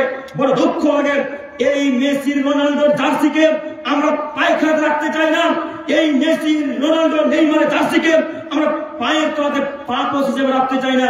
অথচ আপনার ছেলে, আপনার মেয়ে পিঠে করে ছেলেটাকে নিয়ে ঘুরে বেড়ায়। বলেন কোন শিষ্টাচার? বলেন এটা কোন বিদ্যা? বলেন এটা কোন শিষ্টাচার? কিসের বিদ্যা? এই বিদ্যাকে মাটির তলে পুঁতে দিতে হবে, এই বিদ্যাকে মাটির তলে পুঁতে দিতে হবে। আপনি তাকে সম্মান করছেন, সে আপনার ঘোর শত্রু। আপনি যাকে সম্মান করছেন সে আপনার ঘোর শত্রু। একটু দিনে ভাইরা হয়তো জানতে পারবেন, আপনারা যদি মেসির হাতকে ভালোভাবে ফলো করেন তাহলে দেখতে পাবেন তার ডান হাত কিংবা বাম হাতে এইখানে চোখ ছাপা আছে। দেখেছেন? দেখেছেন আপনারা? মুরব্বী ছেলেরা দেখতে পাবেন না, তারা ফেসবুক ইউটিউব ঘাটে না। যুবক ভাইরা দেখতে পাবে। আচ্ছা যুবক ভাই, আপনারা বলতে পারেন এটা কিসের প্রতীক? দাজ্জালের। দাজ্জালের আপনি কি ভাবে জানলেন? তার মানে আপনি পড়েছেন না? মাশাআল্লাহ। আব্দুল করিম ভাই, আপনি মেসির হাত কিভাবে দেখেন? আপনি খেলা দেখেন? জি না, আমি তাকে পা দিয়ে সম্মান করি না, আমি তাদেরকে এতটুকু মূল্যায়ন করি না। শুধু আপনাদের কারণে তাদেরকে নিয়ে পড়তে হয়েছে যে আপনাদের তাদের মধ্যে কথা বলতে হবে, আপনাদেরকে ব্রেন খুলতে হবে। এই জন্য আপনি দেখেন খবর, তাদের বিষয় করেন, তাদের ইতিহাস করেন, তারা কারা, কিসের শিষ্টাচার শিক্ষা দেবে আপনার ছেলেকে। আপনাকে বলছে আপনি শুনুন, এই জার্সিকে টয়লেটে রাখতে হবে পা মোছা হিসেবে। এই জার্সি বুকে থাকবে না, এই জার্সি পিঠে থাকবে না, এই জার্সি কোথায় থাকবে? বাথরুম পায়খানা থাকবে, যেখানে নোংরা কাজকর্ম করে সেখানে থাকবে। এই জিনিস বুকের উপরে পিঠের উপরে থাকবে, এটা শিষ্টাচার নয়। যুবক ভাই, মুরব্বী সাহেব, আপনাকে আরো শিষ্টাচার দেখাই। একটু আপনি দেখুন, শিষ্টাচার মানে আপনার ছেলে হাতে বাড়া করতে পারবে না। শিষ্টাচার মানে আপনার ছেলে কান ফোড়াতে পারবে না। শিষ্টাচার মানে আপনার ছেলে হাতে ব্রেসলেট না কি বলে এটা, দেখো ব্রেসলেট না, ব্রেসলেট করতে পারবে না। শিষ্টাচার মানে আপনার ছেলে প্যান্ট টাকুর নিচে করতে পারবে না। দেখেন শিষ্টাচার বিদ্যা শিক্ষা কাকে বলে? দেখেন বিদ্যা শিষ্টাচার শিক্ষা কাকে বলে? কিভাবে শিক্ষা দিত আগেকার মানুষ, কিভাবে বিদ্যা দিত ছেলে মেয়েকে আগেকার মানুষ। একটা পরামর্শ দিয়ে কোরআন থেকে একটা আয়াত তুলে দেখাই। আপনারা সবাই লোকমান হাকিমকে চেনেন, চেনেন বলতে দেখেননি কিন্তু নাম শুনেছেন, তাই না? শুনেননি মনে হয়। আমরা যারা কোরআন পড়তে পারি, 100 সূরা কোরআন মাজিদে কটা সূরা আছে বলি? 114টা। 114টা সূরার মধ্যে এখানে একটা সূরা আছে লোকমান নামে। পড়েছেন কেউ? পড়েননি না? পড়বেন কিভাবে? দিন রাত যে ফোন নিয়ে ব্যস্ত, দিন রাত যে মোবাইল নিয়ে ব্যস্ত, কখন কোরআন পড়বেন, কখন একটু কোরআন তেলাওয়াত করবেন। আব্দুল্লাহ বিন মাসউদ রাদিয়াল্লাহু তাআলা থেকে বর্ণিত, তিনি বলেন রাসূল সাল্লাল্লাহু আলাইহি ওয়াসাল্লাম বলেছেন, মান কারা বিল আয়াতাইন মিন আখির সূরাতুল বাকারা, আদমের ছেলেমেয়ে তোমাদের মধ্যে যদি কোনো মানুষ সূরাতুল বাকারার শেষ দুটো আয়াত পাঠ করে, আদমের ছেলেমেয়ে শোনো, তোমাদের মধ্যে যদি কোনো মানুষ সূরাতুল বাকারার শেষ দুটো আয়াত পাঠ করে, ফি লাইলাতিন কাফাতাহু, তাহলে তার জন্য সারা রাত্রি নেকি লেখা হবে। আল্লাহু আকবার। আল্লাহ বলতে পারেন না, অর্থ বুঝেন না। আর একটা হাদিস বলি, আপনাকে কোরআনের মর্যাদা দেখাচ্ছি। আবু হুরায়রা রাদিয়াল্লাহু তাআলা বলেন, রাসূল সাল্লাল্লাহু আলাইহি ওয়াসাল্লাম বলেছেন, লা তাজআলু বুয়ুতান মাকাবিরা, পৃথিবীর মানুষ তোমরা তোমাদের ঘরকে কবরে পরিণত করো না। পৃথিবীর মানুষ তোমরা তোমাদের ঘরকে কবর বানিয়ে নিও না, তোমরা তোমাদের বাড়িকে গোরস্থান করে নিও না। ইন্না শাইতানা ইয়ানফিরু মিনাল বাইত আল্লাযী তুকরা ফী সূরাতুল বাকারা, নিশ্চয় অবশ্যই ওই বাড়ি থেকে শয়তান চলে যায়। ওই বাড়িতে শয়তান থাকতে পারে না যে বাড়িতে সূরাতুল বাকারা পাঠ করা হয়। কোন বাড়িতে শয়তান থাকে না? যেই বাড়িতে সূরা বাকারা পাঠ করা হয়।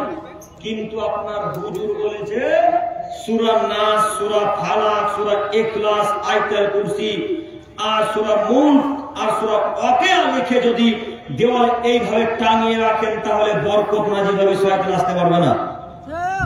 দেখেননি মনে হয়? দেখেছেন না? কত বাড়িতে আছে, শুধু তাদের নাম নিচ্ছেন কেন?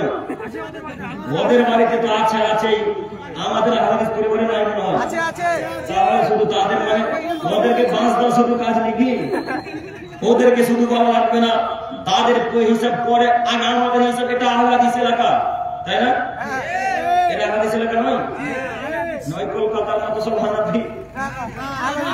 কলকাতায় যখন বক্তব্য দিতে যাই ওরা, আমি আদৌ জানি যে ওরা হানাফি। ওরা প্রায় দাওয়াত দেয় যারা কলকাতার দিকে, তারা প্রায় হানাফি। এই কিছুদিন আগে গেলাম, তো পাশে গেলে সব হানাফি, তাই না? তার পাশেকার ছেলেরা লোকরা প্রায় হানাফি, কয়েকবার আহলে হাদিস। তো এরা যে কয়েকবার ছিল আহলে হাদিস, আরো যখন সুন্দরবনের দিকে চলে যাবেন, সুন্দরবন গেছেন কেউ? সুন্দরবনের দিকে যখন চলে যাবেন, আহলে হাদিসের নাম কোথাও পাবেন না। নাম কোথাও মানে আমার কথা মিলছে আপনাদের সাথে? একই কথা না? আলহামদুলিল্লাহ, বোঝাতে সুবিধা হবে। তো ওইদিকে যখন চলে যাবেন, সব হানাফি, পচা হানাফিদের দল, সব এই দলের হানাফি। তো তাদের বাড়িতে আমাদের বসতে দেয়, বাড়ি আল্লাহ সমাজ, সেই লেভেলের বাড়ি, খুব সুন্দর সুন্দর দামি দামি বাড়ি। এত সুন্দর বাড়িতে দেখতে পায়, এই তালাক লেখা আছে, এই কর্নারে সূরা নাস লেখা আছে, এই কর্নারে সূরা ইখলাস লেখা আছে, এই কর্নারে সূরা কাফিরুন লেখা আছে, আর মধ্যখানে লেখা আছে আয়াতুল কুরসি। দেখেননি মনে হয়? এবার দোকানের বিষয়ে আসি। বিশেষ করে যখন এই আপনাদের মিষ্টির দোকানের, মুদিখানার দোকানে ঢুকবেন, গেটে ঢুকলে দেখতে পাবেন 4 কুল আর সূরা আয়াতুল কুরসিটা টাঙিয়ে রাখা আছে। আমার কথা মিলছে কি? এইভাবে টাঙিয়ে রাখা থাকে। হুজুরে বলেছে দোকানওয়ালাকে, ও দোকানওয়ালা, এই লেখাটা যদি টাঙিয়ে রাখে কি করবে? মহিলাদের পক্ষ থেকে 3800 টাকা চাইছেন। আল্লাহুম্মা সাল্লি আলাইহা, আল্লাহুম্মা সাল্লি আলাইহা, আল্লাহ তুমি ওনাদের দান কবুল করে। আমিন। তো হুজুরে বলেছে যে এই লেখাটাকে, এই পেপারটাকে যদি টাঙিয়ে রাখো, তাহলে তোমাদের দোকানে, তোমাদের ব্যবসায় বরকত নাযিল হবে। এই কথা হুজুরে বলে। আল্লাহর নবী বলছেন, যে বাড়িতে সূরাতুল বাকারা তেলাওয়াত করা হয়, ওই বাড়িতে কে থাকে না? শয়তান থাকে না। যে বাড়িতে যে লোকটা সূরাতুল বাকারা শেষ 2 আয়াত পাঠ করবে, ওই লোকটা যদি সারা রাত্রি নেকি লেখা হবে। এবার আপনি বলুন, হুজুরের কথা মানবেন না মুহাম্মদ সাল্লাল্লাহু আলাইহি ওয়াসাল্লামের কথা? মুহাম্মদ সাল্লাল্লাহু আলাইহি ওয়াসাল্লাম, মুহাম্মদ সাল্লাল্লাহু আলাইহি ওয়াসাল্লামের কথা। তাহলে হুজুরের কথাকে এখন লাথি মেরে দিতে হবে। এই কথার 1 পয়সা কোনো মূল্য নেই। এই কথা মূল্যায়ন করা যাবে না। ও সম্মানিত মুরব্বী সাহেব, সম্মানিত দিনী ভাই, আপনাকে বলি, বাড়িতে যদি এই লেখা টানা থাকে, এই লেখাটা কাগজে লেখা থাকে, যার সাথে দেখতে পাওয়া যায় স্বর্ণ আকারে সোনালী কালারের লেখা, বড় বড় পেপারে লেখা থাকে, দেখেননি? ছবিটা বলে কি বলে? অ্যালবাম। অ্যালবামে লেখা থাকে সূরা ইখলাস, সূরা ফালাক। দেখেছেন আপনারা? শুধু হেম দিচ্ছেন, দেখেছেন না? এইটাকে যদি বাড়িতে থাকে, আজকে বাড়ি গিয়ে এখন আগে জ্বালিয়ে পুড়িয়ে আগুনে ছাড়খাড় করে দেবো ইনশাআল্লাহ। ইনশাআল্লাহ এই জিনিস বাড়িতে রাখবো ইনশাআল্লাহ।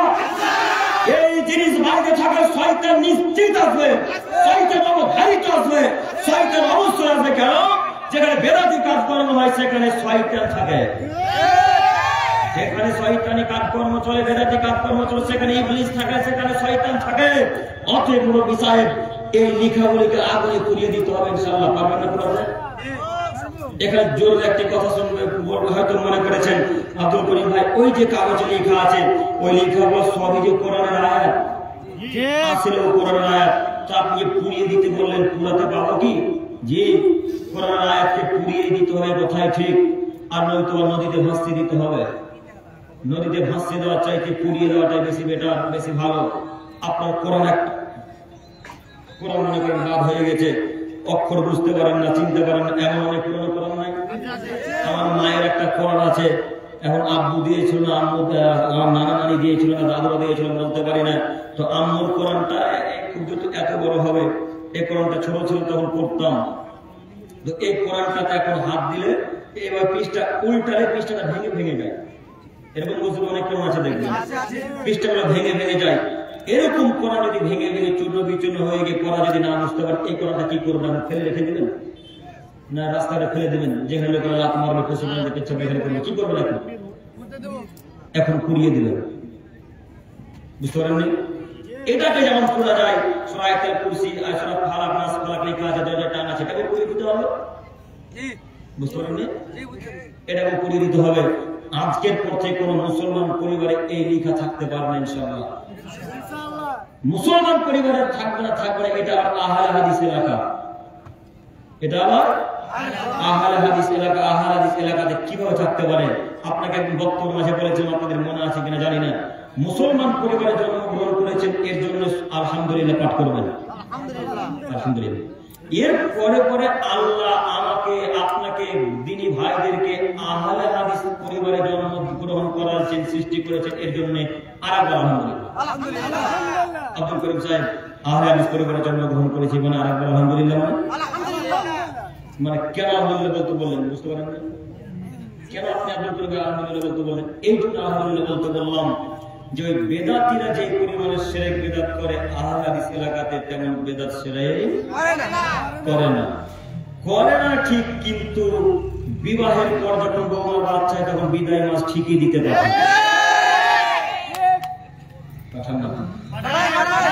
করেন না ঠিক তাদের মতো বেদাত, কিন্তু মুসলমানি করার সময় খানা ঠিকই খাওয়া।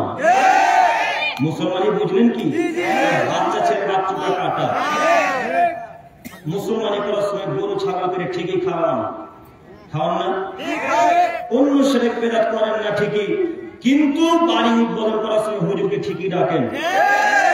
কথা মিলছে মনে হয়? মিলছে না? সব কথা এগুলো মিলে যায়। শুধু বলছেন এরা করে, শুধু বলছেন এরা করে, শুধু বলছেন বেদাতীরা করে, পচা হানাফিরা করে, আলাদা করে না? এটা বললো জি, মিলল কথা কি? তাহলে শুধু তাদের দোষ দিলে হবে না। আমি আপনাকে বলতে বললাম আর আহলে হাদিস পরিবারে জন্মগ্রহণ করেছেন, সলফে সালেহিনদের মানহাজ অনুসরণ করেন, এর জন্য আলহামদুলিল্লাহ। কিন্তু আপনাকে বলি আজকে এখান থেকে অবরুদ্ধ হয়ে উঠবেন যে জিন্দেগিতে আর কখনো মুসলমানি ছেলে দিব না। মুসলমানি দিবেন না মানে মুসলমানি দিবেন না মানে মুসলমানি দিবেন, খানা খাওয়াবেন না। আপনার এই কথাটা কেটে ছেড়ে দিন না, আপনাদেরকে নিয়ে খুব বড় হয়, আপনারা কেটে ছেড়ে দিচ্ছেন। এই কথাটাকে বাদ দিয়ে থাকবেন। যে এখানে একটা কথা শুনুন, মুসলমানি দিতে হবে, কিন্তু ওই খানার খাওয়াবো না ইনশাআল্লাহ। মেয়েকে স্ত্রীকে শ্বশুর বাড়ি থেকে বাপের বাড়ি পাঠিয়ে দেবো ঠিক, কিন্তু শ্বশুরের কাছ থেকে মাছ নিব না ইনশাআল্লাহ। বাড়ির উদ্বোধন করার সময় হুজুর দিয়ে কোরআন তেলাওয়াত করাবো না ইনশাআল্লাহ। পারবো ইনশাআল্লাহ? ইনশাআল্লাহ ইনশাআল্লাহ। তুমি আমার দিনী ভাইদেরকে কবুল করে নাও, সকলে বলি আমিন। আল্লাহ তুমি আমার মুরব্বী সাহেবকে কবুল করে নাও, সকলে বলি আমিন। সম্মানিত মুরব্বী সাহেব, সম্মানিত দিনী ভাই, বলছিলাম আহলে হাদিস পরিবারে জন্মগ্রহণ করেছেন, এগুলো থেকে বিরত থাকতেই হবে ইনশাআল্লাহ। থাকার চেষ্টা করবো না ইনশাআল্লাহ। যেহেতু আমরা আহলে হাদিস পরিবারে জন্মগ্রহণ করেছি, আমরা সলফে সালেহিনদের মানহাজ অনুসরণ করি, তাদের কথা মেনে চলি, সাহাবায়ে কেরামদের কথা মেনে চলি, সলফে সালেহিনদের আকীদাকে অনুসরণ করি, এই জন্য আমরা এই কাজকর্ম করতে পারি না, করবো না ইনশাআল্লাহ। সম্মানিত ভাই, আমি আপনাকে দেখাতে চাচ্ছিলাম শিষ্টাচার। একটু আপনাকে বলতে চাইছিলাম, লোকমান হাকিমের কথা বলতে গিয়ে এতদূর চলে এসেছিলাম, আপনাদের কথা মনে আছে না বলতে পারি না। একটু আমার দিকে তাকান। শিষ্টাচার লোকমান হাকিম তার ছেলেকে শিখাচ্ছে। কে কাকে শিখাচ্ছে বলেন দেখি? লোকমান হাকিম তার ছেলেকে শিখাচ্ছে, মানে বাপ বেটাকে শিখাচ্ছে। বাপ বেটাকে শিষ্টাচার দিচ্ছে। একটা কথা মনে রাখবেন, মানুষের কথাকে পছন্দ করেন। আচ্ছা, কোরআন মাজিদে যখন কোন মানুষের কথা তুলে দেন, তখন আপনি কি একবার চিন্তা করেছেন সে লোকটা কত দামি মানুষ? সে লোকটার কথা আল্লাহ কত পছন্দ করেছেন? এতটুকু আঁচ করতে পারছেন কি? সাধারণ মানুষের কথা আল্লাহ কোরআন মাজিদে তুলে দিয়েছেন, একজন জ্ঞানী মানুষের কথা। যদিও তিনি নবী ছিলেন না, যদিও তিনি রাসূল ছিলেন না, তিনি নবী ছিলেন না, তিনি রাসূল ছিলেন না, তিনি নবীও ছিলেন না, রাসূলও ছিলেন না, একজন আমার আপনার মতো সাধারণ মানুষ। তবে তিনি অনেক জ্ঞানী মানুষ। তিনি উপদেশমূলক কথা দিয়ে তার ছেলেকে বলছেন, ইয়া বুনাইয়া লা তুশরিক বিল্লাহ, আল্লাহর সাথে শরীক স্থাপন করো না। ইন্নাশ শিরকা যুলমুন আযীম, নিশ্চয় শিরক পৃথিবীর সবথেকে বড় অপরাধ। লোকমান হাকিম তার ছেলেকে বিদ্যা দিচ্ছেন, লোকমান হাকিম তার ছেলেকে শিষ্টাচার শেখাচ্ছেন, লোকমান হাকিম তার ছেলেকে শিষ্টাচার শেখাচ্ছেন। তিনি তার ছেলেকে বলছেন, আব্বু মাজারে সিজদা করিও না, আব্বু মাজারে লাল চাদর, হলুদ চাদর, হলুদ চাদর টাকা দিও না, আব্বু কখনো মাজারে মুরগি দিও না, আব্বু মাজারে কখনো গরু ছাগল দান করিও না, আব্বু মাজারের কাছে যেও না আব্বু। এই বিদ্যা কে কাকে দিচ্ছেন? বাপ ছেলেকে দিচ্ছেন। লোকমান হাকিম বলছেন আব্বু শিরক করো না, শিষ্টাচার শিখাচ্ছেন আব্বু। হাতে বালা পড়িও না, শিষ্টাচার শিখাচ্ছেন আব্বু। কান ফোড়াইও না, শিষ্টাচার শিখাচ্ছেন আব্বু। পায়ে কালো ধাগা বেঁধো না, শিষ্টাচার শিখাচ্ছেন আব্বু। হাতে কালো ধাগা, তাবিজ ইত্যাদি ইত্যাদি আর কিছু বেঁধো না, শিষ্টাচার। একথায় লোকমান হাকিম তার বেটাকে শিখাচ্ছেন। আপনি শিখাতে পারেন না মানে? লোকমান হাকিম বলতে পারেন হাতে বালা পড়িও না বেটা। আপনি কি করেন? আপনিও মানুষ, লোকমান হাকিমও মানুষ। আপনি সাধারণ মানুষ, লোকমান হাকিম সাধারণ মানুষ। লোকমান হাকিম বেটাকে বলতে পারে বেটা হাতে কালো ধাগা পড়ো না। লোকমান হাকিম বলতে পারে বেটা পায়ে কালো ধাগা পড়ো না। লোকমান হাকিম বলতে পারে বেটা হাতে বাল পড়িও না। আপনি কা পুরুষ, আপনি কা পুরুষ, আপনি কা পুরুষ? আপনার চোখের সামনে আপনার ছেলেটা এখনো হাতের লোহার বালা পড়ে আছে। আপনি কি শিষ্টাচার বিদ্যা দিলেন? কি শিষ্টাচার শিখালেন? এরকম পিতাকে আমরা বাপ বলি না, এরকম বাপকে আমরা বাপ বলি না। এদের মতো বাপকে আল্লাহ নবী বলেছেন আরে কাপুরুষরা বিবাহ করিস না, আরে কাপুরুষরা বিবাহ করিস না, আরে কাপুরুষরা বিবাহ করিস না। তোরা রোজা থেকে থেকে থেকে থেকে থেকে যৌনকে নষ্ট করে দিস। এদেরকে বিবাহ করতে আল্লাহ নবী নিষেধ করেছেন। তিনি বলছেন ইয়া মাসালাস সালাম মানিস্তাতা মিনকুম বাপ ফালিয়াতাজাওয়াজ। হে আদমের ছেলেমেয়ে, তোমাদের যাদের ক্ষমতা হয়নি তোমরা বিবাহ করো না। এই যুবকের দল আল্লাহ নবী ঘোষণা দিচ্ছেন ইয়া মাসালাস সালাম মানিস্তাতা মিনকুম বাপ ফালিয়াতাজাওয়াজ। এই যুবকের দলেরা, তোমাদের যাদের সামর্থ্য নেই তোমরা বিবাহ করো না। বলেন ছেলেকে শিরক থেকে বিরত রাখতে পারেন না, রাখতে পারেন না। ছেলেকে শিরক করা থেকে বিরত রাখতে পারেন না। কিসের ক্ষমতা রাখেন? কিসের ক্ষমতা রাখেন? আপনার চোখের সামনে আপনার ছেলে এখনো হাতে কালো ধাগা পড়ে যায়, আমি ঠেকাবো না আপনি ঠেকাবেন? কথা বলেন। আপনার মেয়েটা টাকা করে পড়ছে, আমি বাধা দেবেন আপনি বাধা দেবেন? জন্ম দিবেন আপনি, আমি ঠেকাতে হবে জমি করছে। কেন আপনার মেয়ে কালো ধাগা পড়ে আছে পায়ে? কেন আপনার ছেলের পায়ে কালো ধাগা আছে? আপনার ছেলের পায়ে টাকা নিচে আছে কেন আছে? কেন? এটা কিসের শিষ্টাচার বলেন? কিসের বিদ্যা? আপনি এমএ পাস ছাত্র, আপনি বিএ পাস ছাত্র, আপনি উচ্চ মাধ্যমিক পাস ছাত্র, আপনি এত শিক্ষিত ছেলে শিক্ষিতা মা, আপনার ছেলে মেয়ে কেন বেগায় চলাচল করে বলুন? কিসের শিষ্টাচার বলেন? কিসের বিদ্যা বলেন? আজকের পর থেকে প্রত্যেকটা পিতাকে বলছি, প্রত্যেকটা আব্বুদের উদ্দেশ্যে বলছি, আব্বুজান আপনাদেরকে বলছি, ছেলের হাতে যদি বালা থাকে, কালো ধাগা থাকে, লাল ধাগা, সাদা ধাগা, যে কোনো ধাগা থাকে না কেন, পায়ে যদি কোনো ধাগা থাকে, হাতে যদি কোনো ধাগা থাকে, কান যদি কোনো থাকে, আজকে বাড়ি গিয়ে তার ধাগাকে ছেড়ে ফেলে দেবেন। পারবেন না? পারবেন না? মুরব্বী সাহেব আপনাদেরকে বলছি, আপনার পর আপনাদের বিয়ে হয়েছে, আপনাদের কাছে পারবেন না? ছিঁড়ে ফেলে দিতে হবে। আপনি মনে রাখিয়ে ছেলে আপনার আল্লাহ কি আমাদের জিজ্ঞাসা করবেন। আল্লাহ নবী সাল্লাল্লাহু আলাইহি ওয়াসাল্লাম আদমের ছেলে মেয়েকে দায়িত্ব সম্পর্কে যতক্ষণ জিজ্ঞাসা না করা হচ্ছে ততক্ষণ পর্যন্ত এক পা থেকে নড়তে দেওয়া হবে। যতক্ষণ পর্যন্ত দায়িত্ব সম্পর্কে জিজ্ঞাসা করা হচ্ছে ততক্ষণ পর্যন্ত আপনার ছেলে মেয়েকে নড়তে দেওয়া যাবে না। আল্লাহ নড়তে দিবে না। আচ্ছা, নড়তে যদি আল্লাহ না দেয় তাহলে আপনার হুজুর ওই মুরিদদেরকে জান্নাতে কিভাবে নৌকা থেকে জান্নাত নিয়ে যাবে? বক্তব্য শুনেননি মনে হয়? বক্তব্য শুনেছেন? কথা বুঝতে পারেননি?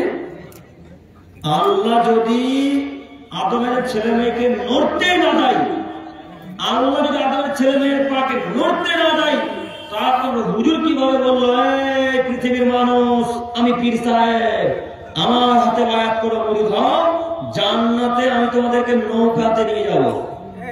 শুনেননি? আচ্ছা, হাদিস কে পেশ করেন?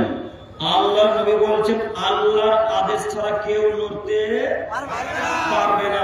তারপর পীর সাহেব কিভাবে নড়বে? আবার আপনার পীর সাহেব বলছেন নৌকাতে করে নিয়ে যাবে জান্নাতে, তো কিয়ামতের মাঠে পানি থাকবে নাকি? থাকবে? হুজুরের সাথে তর্ক করবো না, মেনে নিলাম পানি আছে। হুজুরের সাথে তর্ক করবো না, মেনে নিলাম কিয়ামতের মাঠে পানি আছে।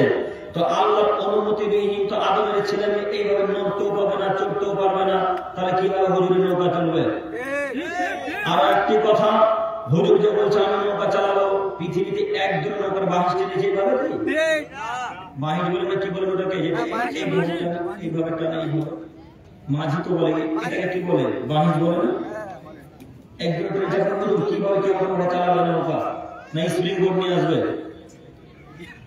হুজুরের সব কথা মিথ্যা হুজুরের সব কথা বানাওয়াট হুজুরের সব কথা মিথ্যা হুজুরের সব কথা বানাওয়াট আমি আপনাকে বলতে চাইছিলাম যে আপনার ছেলে আল্লাহ আপনাকে জিজ্ঞাসা করবে আপনি প্রস্তুতি গ্রহণ করেন আপনি প্রস্তুতি গ্রহণ করুন আপনি প্রস্তুতি গ্রহণ করুন আপনার ছেলেকে আপনাকে বাধা দিতে হবে আমাকে নয় আপনার ছেলেকে আপনি বাধা দেবেন আমি জঙ্গলপুর থেকে সে বাধা দিব না সম্মানিত মুরব্বী হিসেবে আপনাকে আবারও বলি আজকে যত ছেলেরা প্যান্ট টাকা নিজে পরে আছে আজকে তাকে আদেশ করেন যে কাল সকাল হতে জিন্সের প্যান্ট যত প্যান্ট আছে সব টাকা করে করবো ইনশাল্লাহ ইনশাল্লাহ যদিও এখনকার দিনে ভাইরা প্যান্ট টাকার উপরে ফ্যাশন বলে না যায় না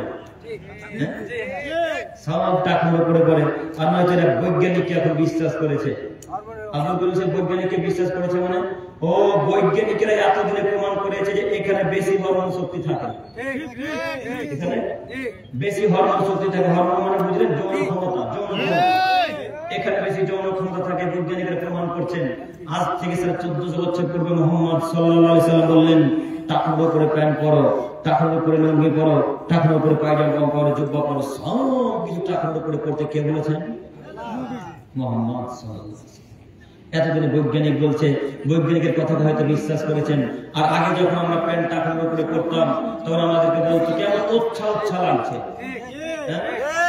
আমি যখন মাদ্রাসায় পড়তাম পড়তে যখন যেতাম পায়জামাগুলো এই পর্যন্ত পড়তাম আর কোনোদিন যদি স্কুল যাওয়ার সময় প্যান্ট পরতাম স্কুলে আমরা পড়েছি না পড়েছি স্কুলে আমরা পড়েছি আমার এবার BA third year MA last year এবার MA শেষ হবে ইনশাআল্লাহ দোয়া করবেন আমরা যেন ভালো পরীক্ষায় সফলতা দান করেন আমিন আমিন এইভাবে প্যান্ট এখান পর্যন্ত প্যান্ট পরে যেতাম তো মাস্টাররা বলতো আচ্ছা লাগছে আর ছাত্ররা তো বলতো মজা নিত তাই না এই হচ্ছে অবস্থা তো আচ্ছা লাগছে এরকম যদি বলে তাহলে সে আল্লাহর নবীকে অপমান করলো আল্লাহর নবীকে অপমান করলে সে জান্নাতুল ফেরদাউস যাবে না জাহান্নামে যাবে জাহান্নামে যাবে এই জন্য আমি আপনাকে অনুরোধ করে বলি মুরব্বী সাহেব ছেলে আপনার বাধা দিতে হবে আপনাকে মেয়ে আপনার শিষ্টাচার শিক্ষা দেবেন আপনি মনে থাকবেন ইনশাআল্লাহ ইনশাআল্লাহ শিষ্টাচার অতি একটা গুরুত্বপূর্ণ অংশ হচ্ছে যে কোনো মূল্যে পিতামাতার সাথে ভালো আচরণ করবেন পারবো ইনশাআল্লাহ একটা কথা মাথায় রাখবেন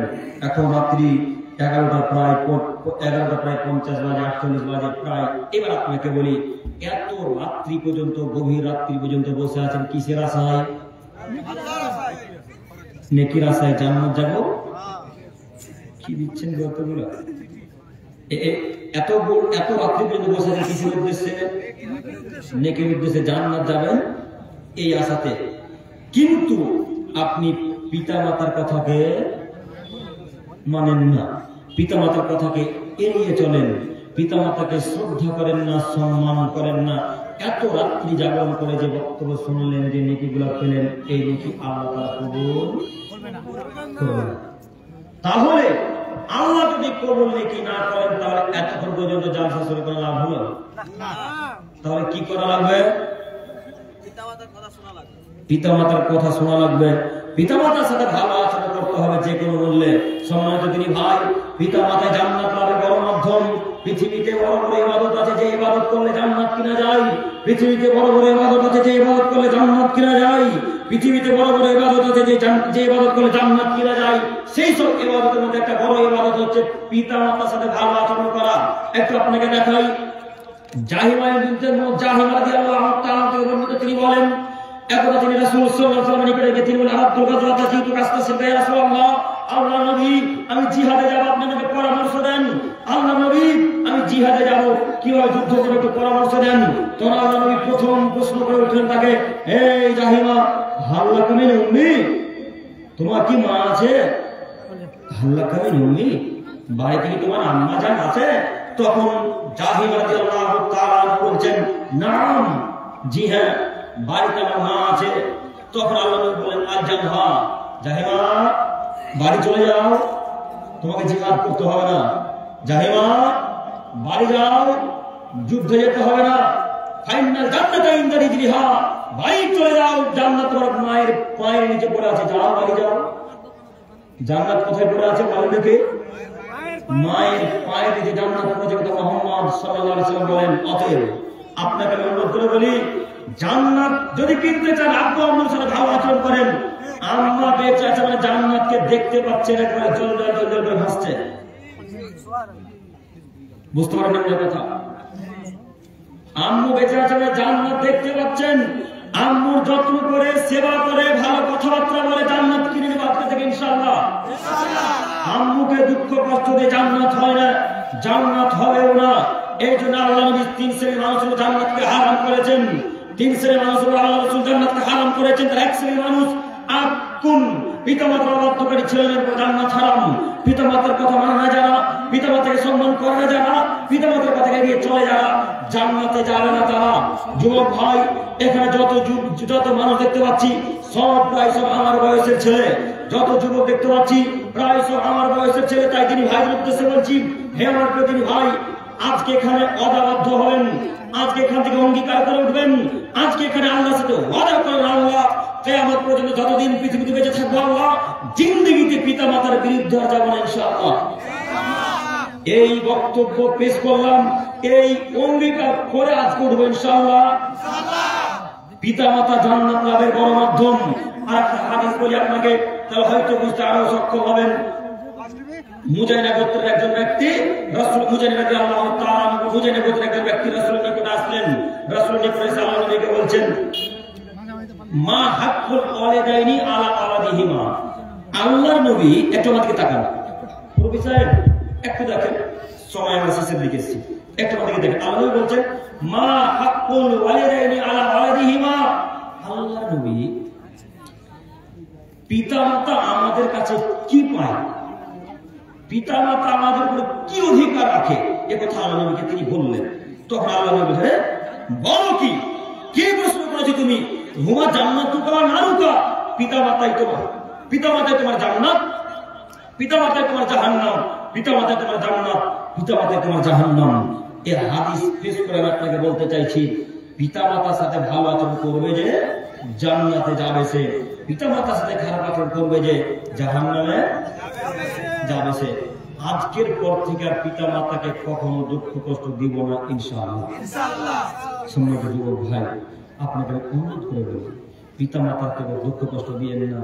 আর ওই দিনের কথাটা মনে আছে কিনা বলতে পারি না, কেরালা যদি কাজে গিয়ে থাকেন, দুবাই যদি কাজে গিয়ে থাকেন, সব টাকা মায়ের অ্যাকাউন্টে দেবেন, স্ত্রীর অ্যাকাউন্টে না। মনে আছে না? মনে আছে না? আপনাকে আরেকবার মনে করায়, অ্যাকাউন্টে টাকা মায়ের পাঠাবেন, তাহলে স্ত্রী যদি পালিয়ে হয়ে যায় টাকা মায়ের কাছে থাকবে, কথা বুঝেন নি? জি। কিন্তু যুবক ভাইদের কেমন অভ্যাস, এমন প্রেম পাগলা যে স্ত্রীর কাছে সব টাকা দিচ্ছে, এমন বউ পাগলা, বউ বলছে যদি আমার একটা টাকা না পাবো কাকে তালা দিয়ে দেবে। এরা পুরুষ হলো, স্ত্রীতে স্বামীকে তালাকে ধমকি দিচ্ছে। এই তালাকে ধমকি স্বামী স্ত্রীকে দিত, এই ধমকি এখন তারা দিচ্ছে।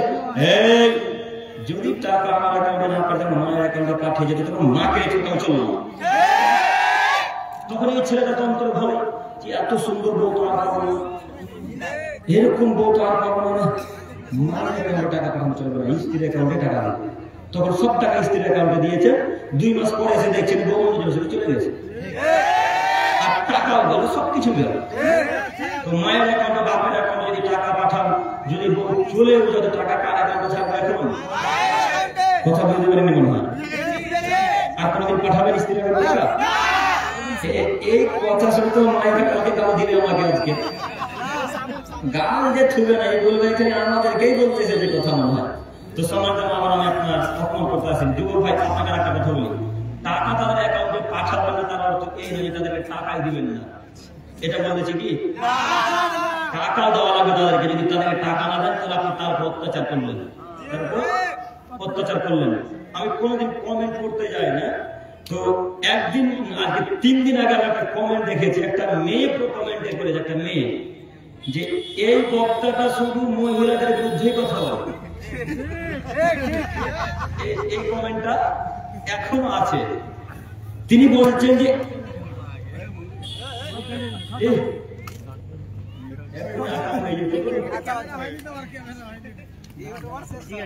একটু দেখেন, তিনি বলছেন যে এই বক্তারা শুধু মহিলাদের বিরুদ্ধে কথা বলে, এর বিরুদ্ধে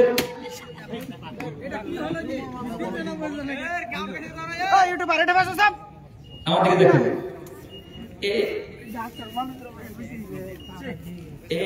এর বিরুদ্ধে থানাতে মামলা করতে হবে। এই মহিলাদের বিরুদ্ধে যদি কথা বলে, এই গভর্নমেন্ট লিখেছে, তো আমি পড়লাম, একটু হাসলাম, কিছু উত্তর দিই। তো মহিলাদেরকে এবার আমি বলছি সম্মানিত মা বোন, এবং ওই বোনটা হয়তো আবার আমাদের শুনবে, আমার ওই বোনটার উদ্দেশ্যে বলে, সম্মানিত মা বোন, আপনি আমার বক্তব্য আলোচনা শুনবেন।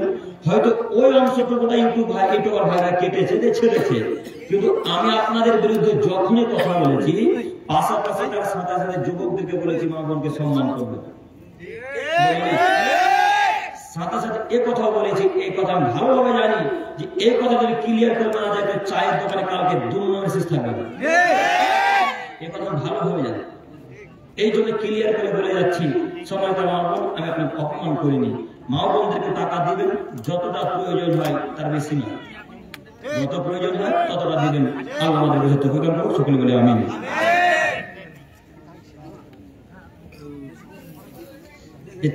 23,000 টাকা কি দিয়েছেন? এটা 2,30,000 লেখা আছে ভাই।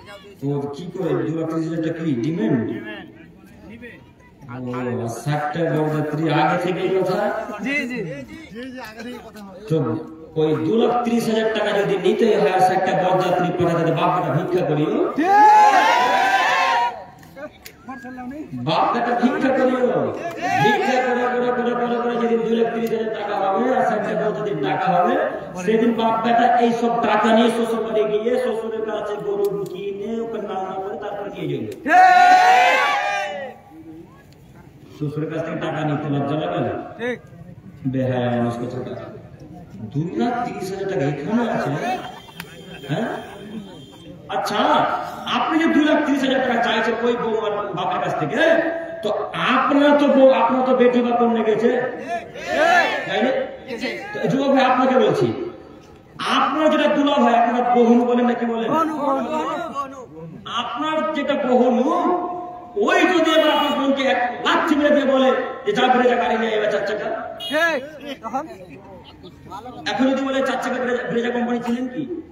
ব্রেজা 4 চাকা গাড়িটা, এখন যদি বলে যা ব্রেজা নিয়ে ফরচুনার তো অনেক না, এখন যদি বলে যারা ওই ডিজার নিয়ে, এখন কি করেন আপনি? তখন তো আমার যে পাহাড়ের বাবা ভাইয়েরা বহু আমাদের টাকা কোথায় আছে, কোথায় নেই? তো তোমাদের বেলায় টাকা নেই, পুরুষ আমাদের বেলায় টাকা আছে? কেন 2,30,000 টাকা শ্বশুরের কাছ থেকে নিতে হবে? কেন তোমরা আমার টাকা নিতে হবে? বলুন, নিতে হবে কেন? নিতে হবে কেন? বুঝেনি করে ফেলেছে, সেটা আলাদা বিষয়। এখন তো বুঝেছেন আমাদের অনেক এখানে অভাবিত যুবক ভাইরা আছে, কেন পাঠাতে হবে? এত টাকা নিবেন কেন? আপনার 30টা পর্যন্ত আপনাকে বলি, জিন্দগিতে কখনো শ্বশুরের কাছ থেকে টাকা চাইবেন না, বেটার শ্বশুরের কাছ থেকে। ইনশাআল্লাহ ইনশাআল্লাহ পারবো, ইনশাআল্লাহ ইনশাআল্লাহ। তুমি কবুল করো, সকলে বলে আমিন। খুবই গুরুত্বপূর্ণ কথা, খুবই গুরুত্বপূর্ণ কথা। বাড়িতে কুকুর পোষা যাবে কিনা? জি না, বাড়িতে কুকুর পুষতে পারবেন না। আল্লাহ নবী সাল্লাল্লাহু আলাইহি ওয়াসাল্লাম বলেন, কেউ যদি বিনা প্রয়োজনে কুকুর পুষে, কেউ যদি বিনা প্রয়োজনে কুকুর পুষে, তাহলে তার নেকি থেকে 2 কেরাত নেকি প্রতিদিন আল্লাহ কেটে নেবেন।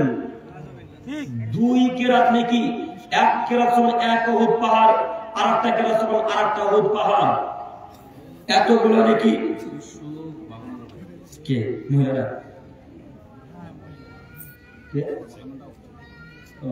252 টাকা দিনে ভাই দিয়েছেন, আল্লাহ তাআলা কবুল করো, আল্লাহুম্মা সাল্লি আলাইহি সকলে বলে আমিন। তো কেউ যদি বিনা প্রয়োজনে কুকুর পোষে, তাহলে আল্লাহ তাআলা তার আমলনামা থেকে 2 কেরাত করে নেকি কেটে নেবেন। এটা একটা হাদিস। আরেকটা হাদিস আল্লাহ নবী বলেছেন, তার আমলনামা থেকে 1 কেরাত করে নেকি কেটে নেওয়া হবে। কুকুর পুষে যাবে না। তবে হ্যাঁ, একটা জরুরি কথা, প্রশিক্ষণ প্রাপ্ত যদি কুকুর হয় তাহলে পুষতে পাবেন। প্রশিক্ষণ প্রাপ্ত যদি কুকুর হয় তাহলে পুষতে পাবেন। প্রশিক্ষণ প্রাপ্ত মানে প্রশিক্ষণপ্রাপ্ত কুকুর মানে কুকুরটাকে বলবেন ওই হাঁসটাকে শিকার করে নিয়ে আয়, হাঁসটাকে ধরতে চলে যাবে। ওই কুকুরটাকে বলবেন ওই ছাগলটাকে ঘিরে নিয়ে আয়, ছাগলটাকে ঘিরতে চলে যাবে। ওই কুকুরটাকে বলবেন ওই জমিতে কেউ যেন কোনো পশু প্রাণী মুখ না দিতে পারে, ওই কুকুরটা সারা রাত্রি পাহারা দিবে, সারা দিন পাহারা দিবে। এটা হলো প্রশিক্ষণপ্রাপ্ত কুকুর।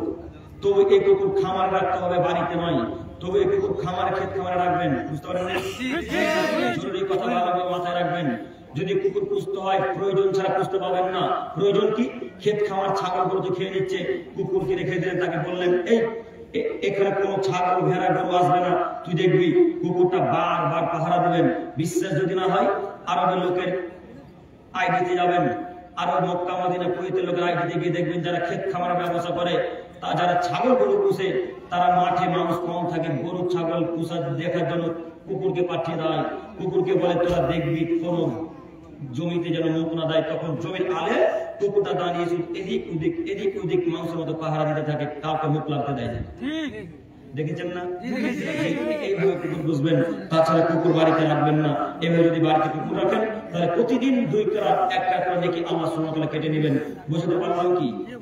জি, আল্লাহ আমাকে বুঝতে তৌফিক করো। সকলে বলি আমিন। ফরজ গোসলের নিয়ম একবার তো বলেছি গো। ফরজ গোসলের নিয়ম একটা আমার দিকে তাকান। ফরজ গোসলের নিয়ম একটা আমার দিকে তাকান। বড় দুঃখ লাগে এমএ পাস ছাত্র কিন্তু ফরজ গোসলের নিয়ম জানে না। বিএ পাস ছাত্র ফরজ গোসলের নিয়ম জানে না। মাস্টার আপনাদের স্কুলের হেড শিক্ষক স্ত্রী মিলনের দোয়া জানে না। আপনাদের এই কলেজের প্রফেসর হেড শিক্ষক কিভাবে ফরজ গোসল করতে হয় তাই জানে না। প্রিন্সিপাল সাহেব কিভাবে গোসল করতে হয় তাই জানে না। অনেকে আবার প্রিন্সিপাল সাহেব, অনেকে আবার হেডমাস্টার সাহেব। প্রাইমারি স্কুলে শিক্ষকতা করে আপনার ছেলে আজ পর্যন্ত স্ত্রীর সাথে কিভাবে মেলামেশা করতে হয়, কি দোয়া বলতে এটা জানে না। ওর বিদ্যাকে রাখতে এসেছে, মাটি তুলে ফুটতে এসেছে। ওর বিদ্যা মাটি তুলে থাকবে না, ওর বিদ্যা উপরে থাকবে, বিদ্যা মাটি তুলে পুঁতে দিতে হবে। সম্মানিত মুরব্বী সাহেব, আমার থেকে আগত একজন মহিলা 700 টাকা 600 টাকা আমার থেকে একজন মহিলা 600 টাকা আমি করে দিলাম। আমাকে কবুল করে সকলে বলে আমিন। সম্মানিত ভাই বলছিলাম ফরজ গোসলের নিয়ম আপনাকে যে কোনো মানে বিদ্যা অর্জন করতে শিখতে হবে। আপনি এবার ছাত্র বিএড পাস ছাত্র ফরজ গোসলের নিয়ম জানেন, এটা কেমন বিদ্যা অর্জন করেছেন এই বিদ্যাকে ছুড়ে ফেলে দেন। আপনাকে দেখাচ্ছে দেখুন, স্ত্রীর সাথে যদি মেলামেশা করেন বা যদি নাইট ফলস হয় মানে স্বপ্নদোষ, যদি নাইট ফলস হয় স্বপ্নদোষ যদি হয় তাহলে বা স্ত্রীর সাথে মেলামেশা করে গোসল করবেন। গোসল করতে যখন চলে আসবেন তখন আগে সর্বপ্রথম সাবান দিয়ে হোক মাটি দিয়ে হোক, এখন তো সাবান আছে মাটি দিতে হবে না, যদি মাটি দিয়েও করেন কোনো অসুবিধা নেই। সাবান দিয়ে এই নাভি থেকে নিয়ে এই পর্যন্ত লজ্জা স্থানটাকে খুব সুন্দর করে ধুয়ে নেবেন। সাবান মাখিয়ে সুন্দর করে পরিষ্কার করে ধুয়ে ফেলবেন। ধুয়ে ফেলার পর যেভাবে ওযু করতে হয়, যেভাবে সালাতের জন্য নামাজের জন্য ওযু করেন ঠিক ওইভাবে ওযু করবেন। কবজি এই কবজি, নাকে মুখে পানি, এইভাবে এক কথায় নামাজের মতো ওযু করবেন। শুধুমাত্র 2 পাকে ধুবেন না, শুধুমাত্র 2 পা ধুবেন না। যখন ওযু করা হয়ে যাবে তখন মাথাতে পানি ঢালবেন। মাথাতে পানি ঢেলে পুরো শরীরকে অঙ্গ প্রত্যঙ্গকে একবারে ভালোভাবে ভিজাবেন। কোনো জায়গায় যেন শুকনো না থাকে, চুলের কোনো অঙ্গ প্রত্যঙ্গ যেন শুকনো না থাকে। এখন যে শীত ফজরের পূর্বে গোসল করতে যাচ্ছেন তখন তাড়াতাড়ি করে গোসল করার সুতা ছাতা নিয়ে ঠিক। আর কি বলবো, ফজরে আবার গোসলই করেন করে। কত বিবাহিত পুরুষ আছে যারা ফজরের সময় গোসলই করে না, শুয়ে থেকে গেল। তো ওই ছেলেটা আব্দুল কাদের জিলানী হবে না ওই ছেলেটা শয়তান হবে? শয়তান হবে।